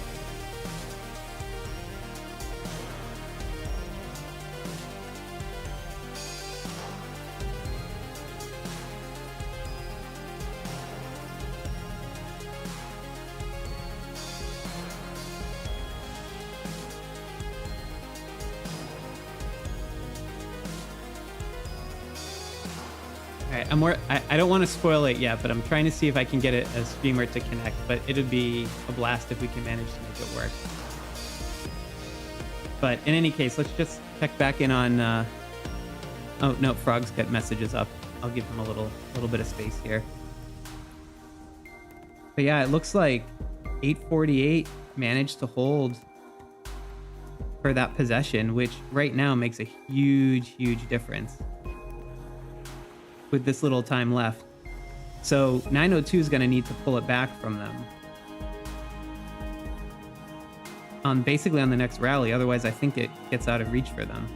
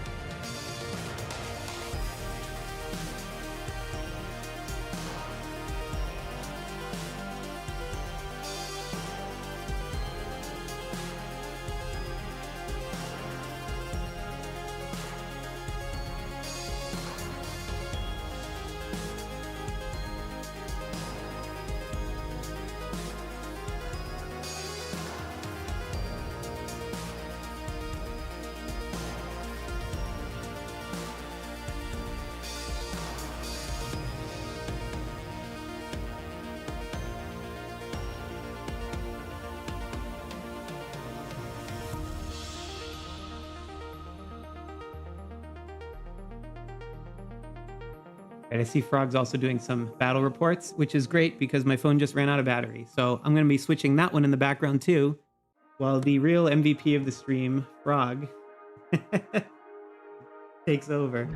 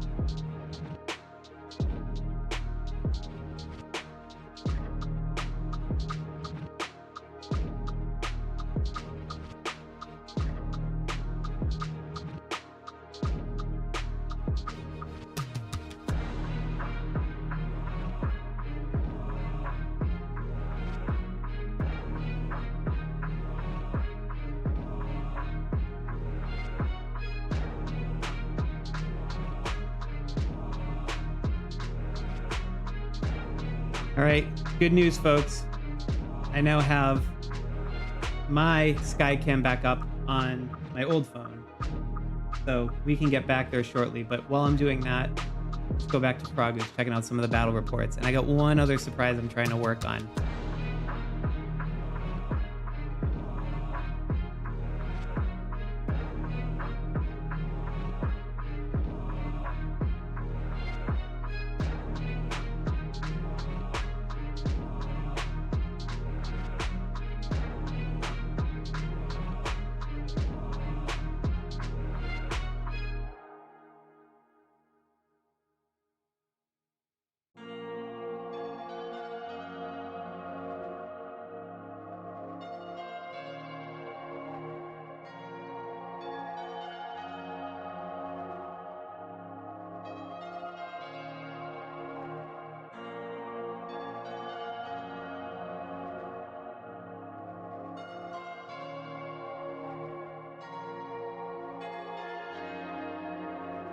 All right, I'm gonna go back to Skycam here.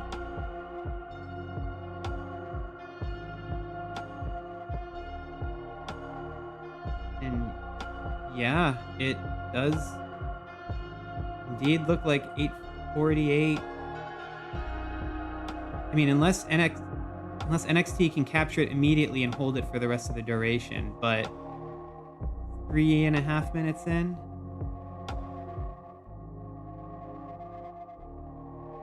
Because I need to hold it for 6 minutes. This one's not over yet.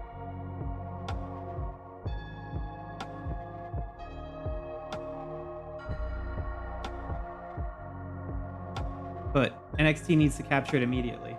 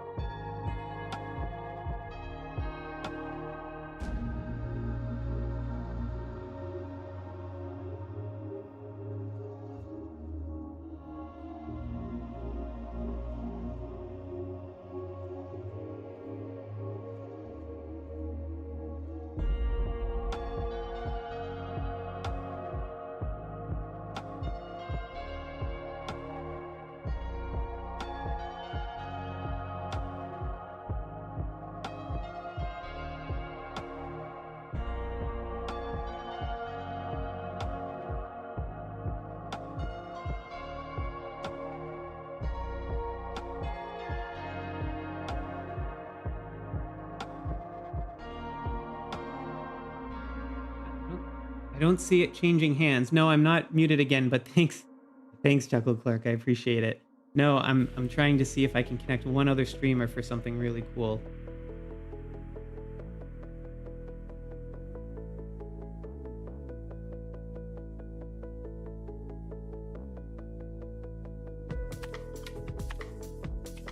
No, I think now it's... Yeah, now 848 will have it.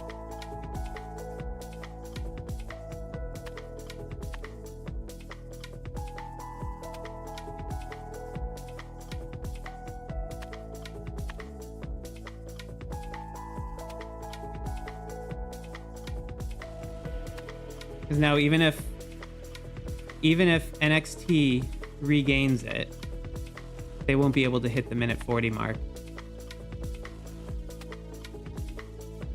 So this one's gonna go to 848. Wow. That one was a photo finish. But I know that's the last one, but don't go away just yet. I got something really cool I'm about to add in. Just give me one quick moment here. We got a new streamer copying on with something I think you're all gonna love here.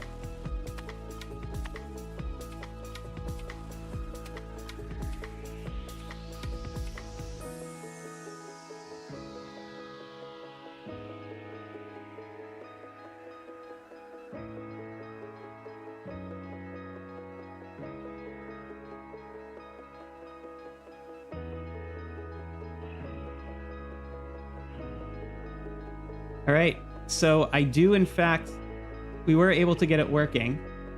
Let me first move up the win for 848. 1 second.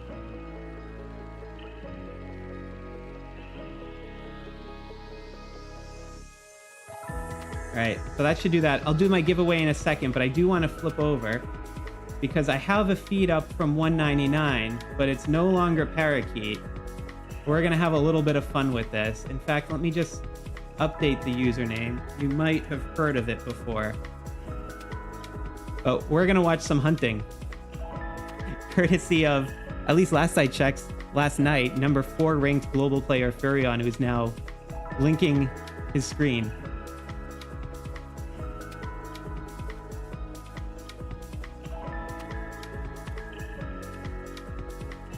So we're just going to watch him hunt for a little bit. If you ever wanted to see what it's like when you have billions of power and no one can stand against you, this is what it feels like.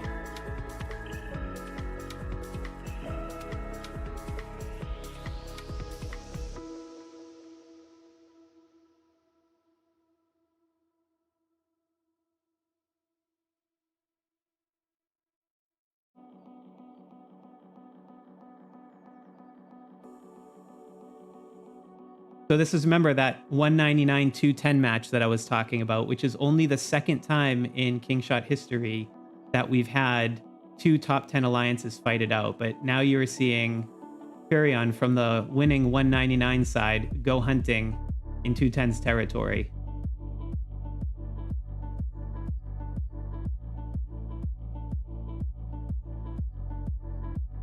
And while we're doing that, let me share, since we have called the last of our matches, I am going to do some more channel membership giveaways here. So congrats to the next 5 lucky people chosen at random by YouTube based on their participation in this chat and the channel overall.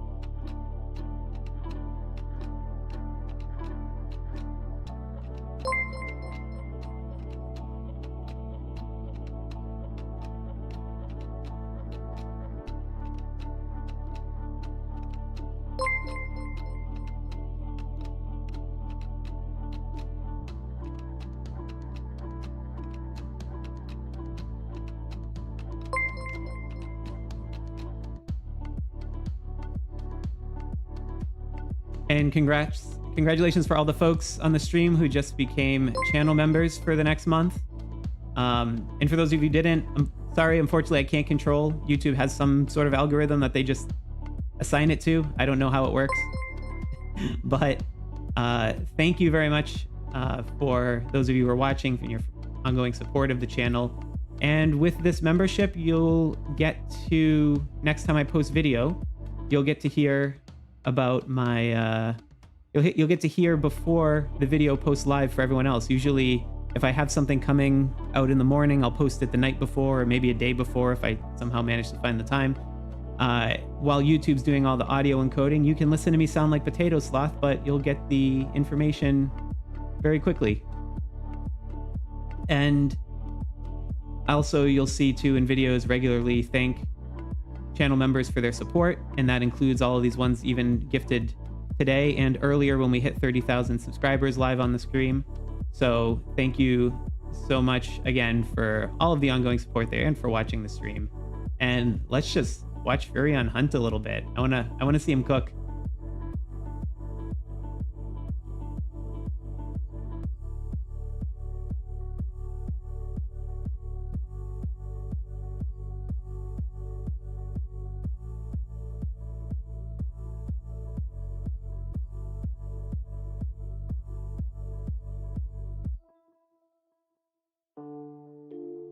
I see in his chat at the bottom, he's like, I can't find anyone to burn.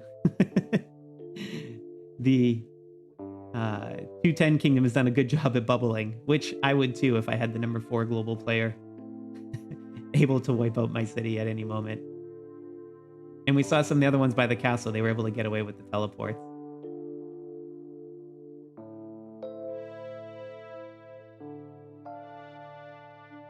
Okay, you know what I'm actually going to do here? Is I'm actually going to carve off the bottom of this.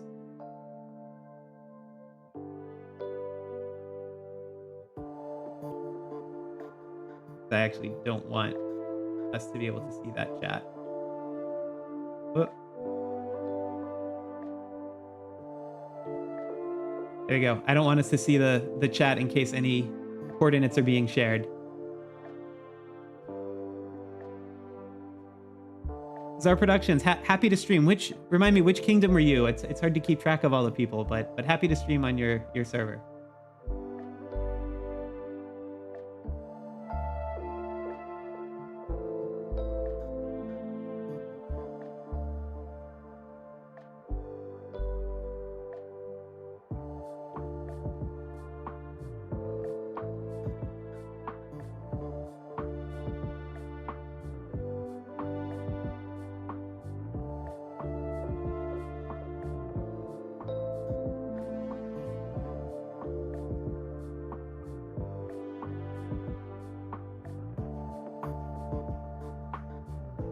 Here we go. It's whale time.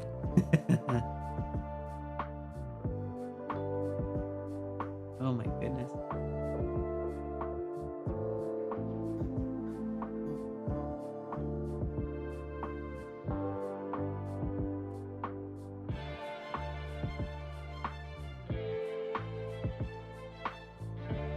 also sharing some of his other greatest hits, I think, from over the course of the day. Man.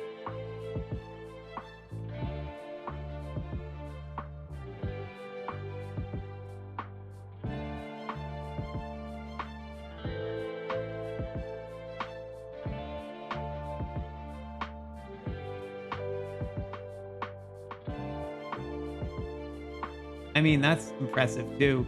Even losing the battle with 200,000, but you're 200,000 against 2 million and you managed to wipe out 1,200 of them. And the stats are just nuts.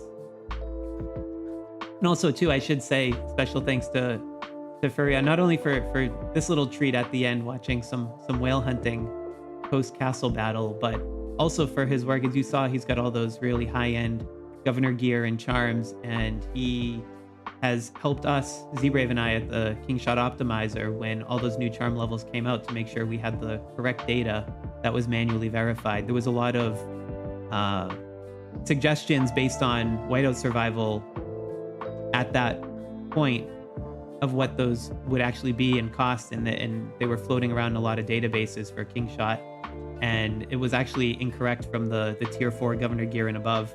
So it was really helpful for Furion to be willing to share some info and manually verify all of that stuff for us so we could have better community tools for everyone.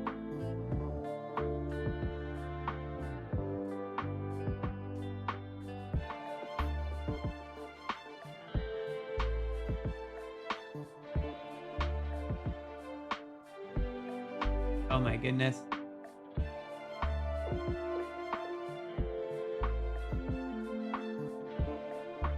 That might be enough to zero him out.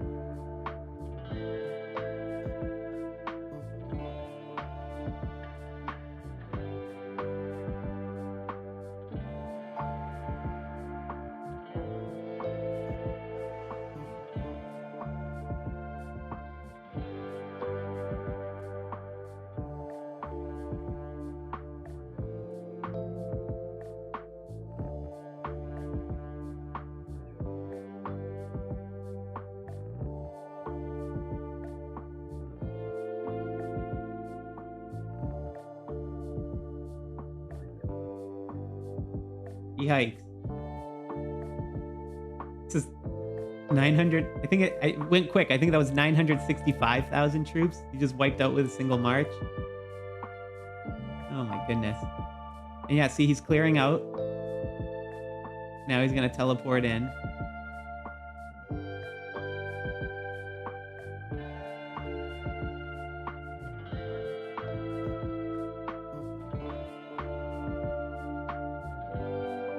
I don't know if that was even his main march, Brad. It's going so fast. It's like poetry in motion. He's definitely well practiced at this. And what even is a main march when you're at this level? I bet he's got multiple sets of hero gear.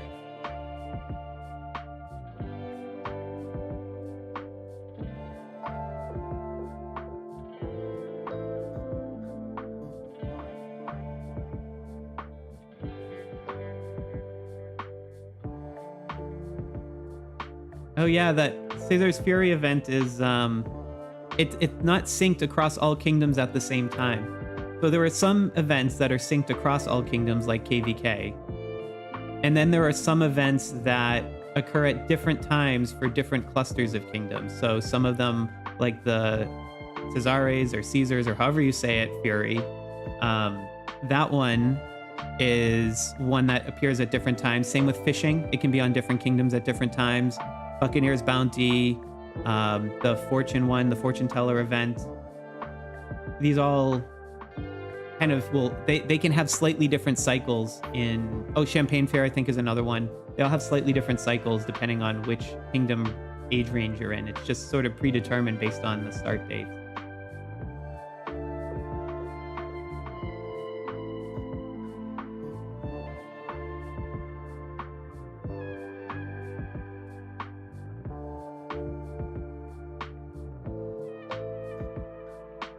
with purple with purple gear still doing that much damage. Oh my goodness.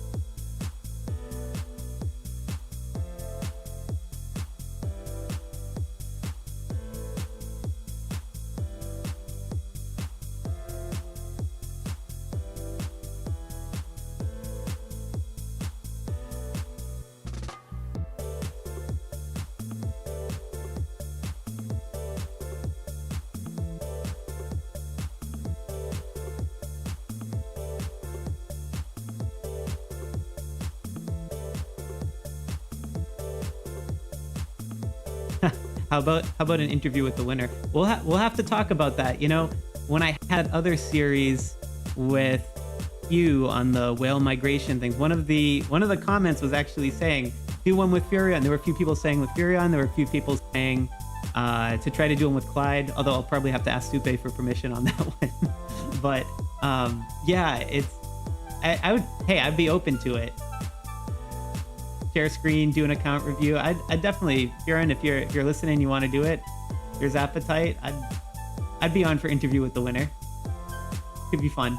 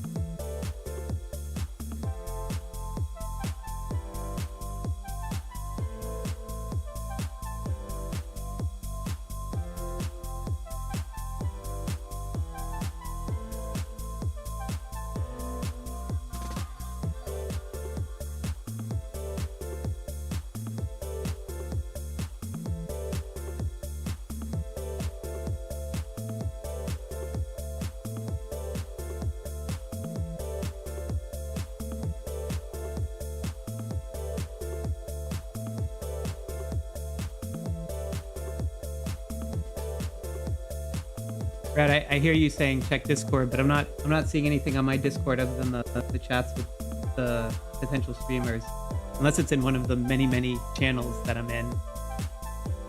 I'm generally drowning in messages though, so it wouldn't surprise me. And also too, I was just pinging Kira, and he's just showing off some of the hero gear for us right now. It is just incredible.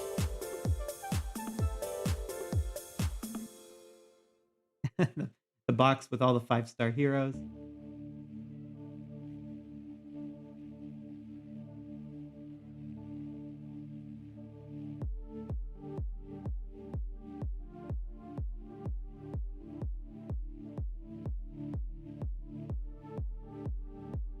Snowflake, I do not have my Discord server set up. I have one sort of behind the scenes I've been working on building. I have to finish like the onboarding process, but I got some of the moderation and automated stuff set up on it. But for now, I, along with Zbrave, we use the Play Smarter community Discord server, which is hosted by Paxify. That one, if you... They used to do giveaways on it. They're not doing it now. I should probably update or have them update the bit.ly link. But if you check in my profile on YouTube, you can see where it says like Sloth Mega Giveaway. That if you click that link, it refers you to the Discord profile. Just be mindful that the giveaways they're on pause right now.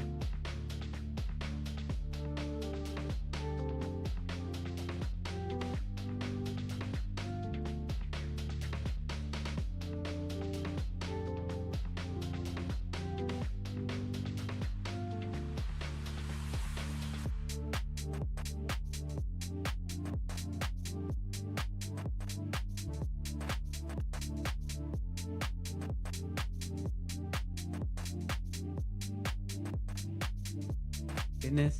That's just insane. Literally millions of troops taken out from one hit. That's wild.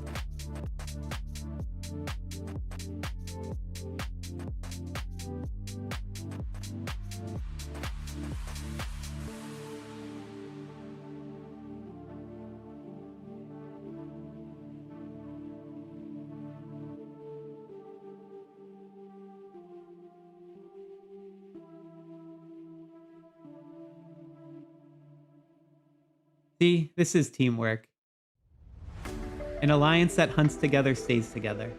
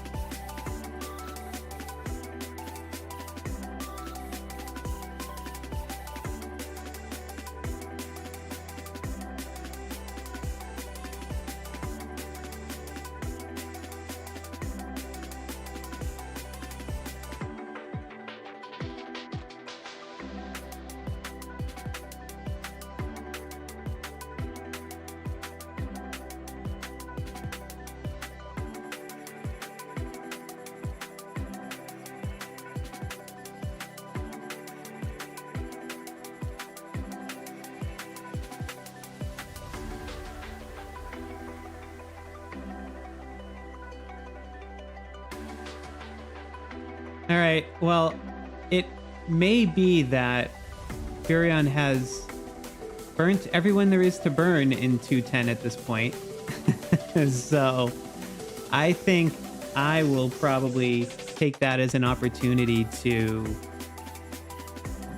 let's wrap up the stream here, I think, because I, one, need to go get something to eat after streaming for the last 5.5 hours nonstop. And guys, I gotta say, this was certainly a fun day full of tech mishaps, between people having power outages trying to stream to all sorts of craziness with the audio not working for part of the stream. I swear I've done this before, but it was, I think the best surprise at the end was Furion jumping on just completely unexpectedly, and we were able to get the tech sorted out in the background in parallel to just come around and, go do some hunting and show us a whale perspective. It's pretty neat.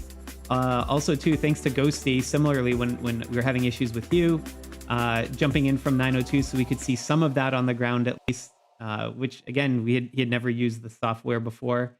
So thanks to that. Monsta as well, he came through when his phone was overheating. He switched to PC for me so that we could get his stream up. Like, everyone was really working together. I can't quite call it a well-oiled machine, but there was certainly a lot of people doing a lot of hard work in the background. And thanks again for all of our streamers, right? Hipster Grandpa, after he got his electricity restored. Leviathan, who unfortunately weren't able to get his phone to stop overheating with the screen share. And Frog, who I got to say was probably the MVP of the match, just because he had the most consistent stream the entire way through and was able to come through for us on that 924 to 855 match. So really appreciate it. Thanks for all of you as well, keeping the chat active, especially when you couldn't hear me. That was pleasant to see, now that I know you couldn't hear me guiding the conversation. And also, too, thanks to our sponsor with Play Smarter Community, owned by Paxify. Again, if you use those services, pop-ups in the description.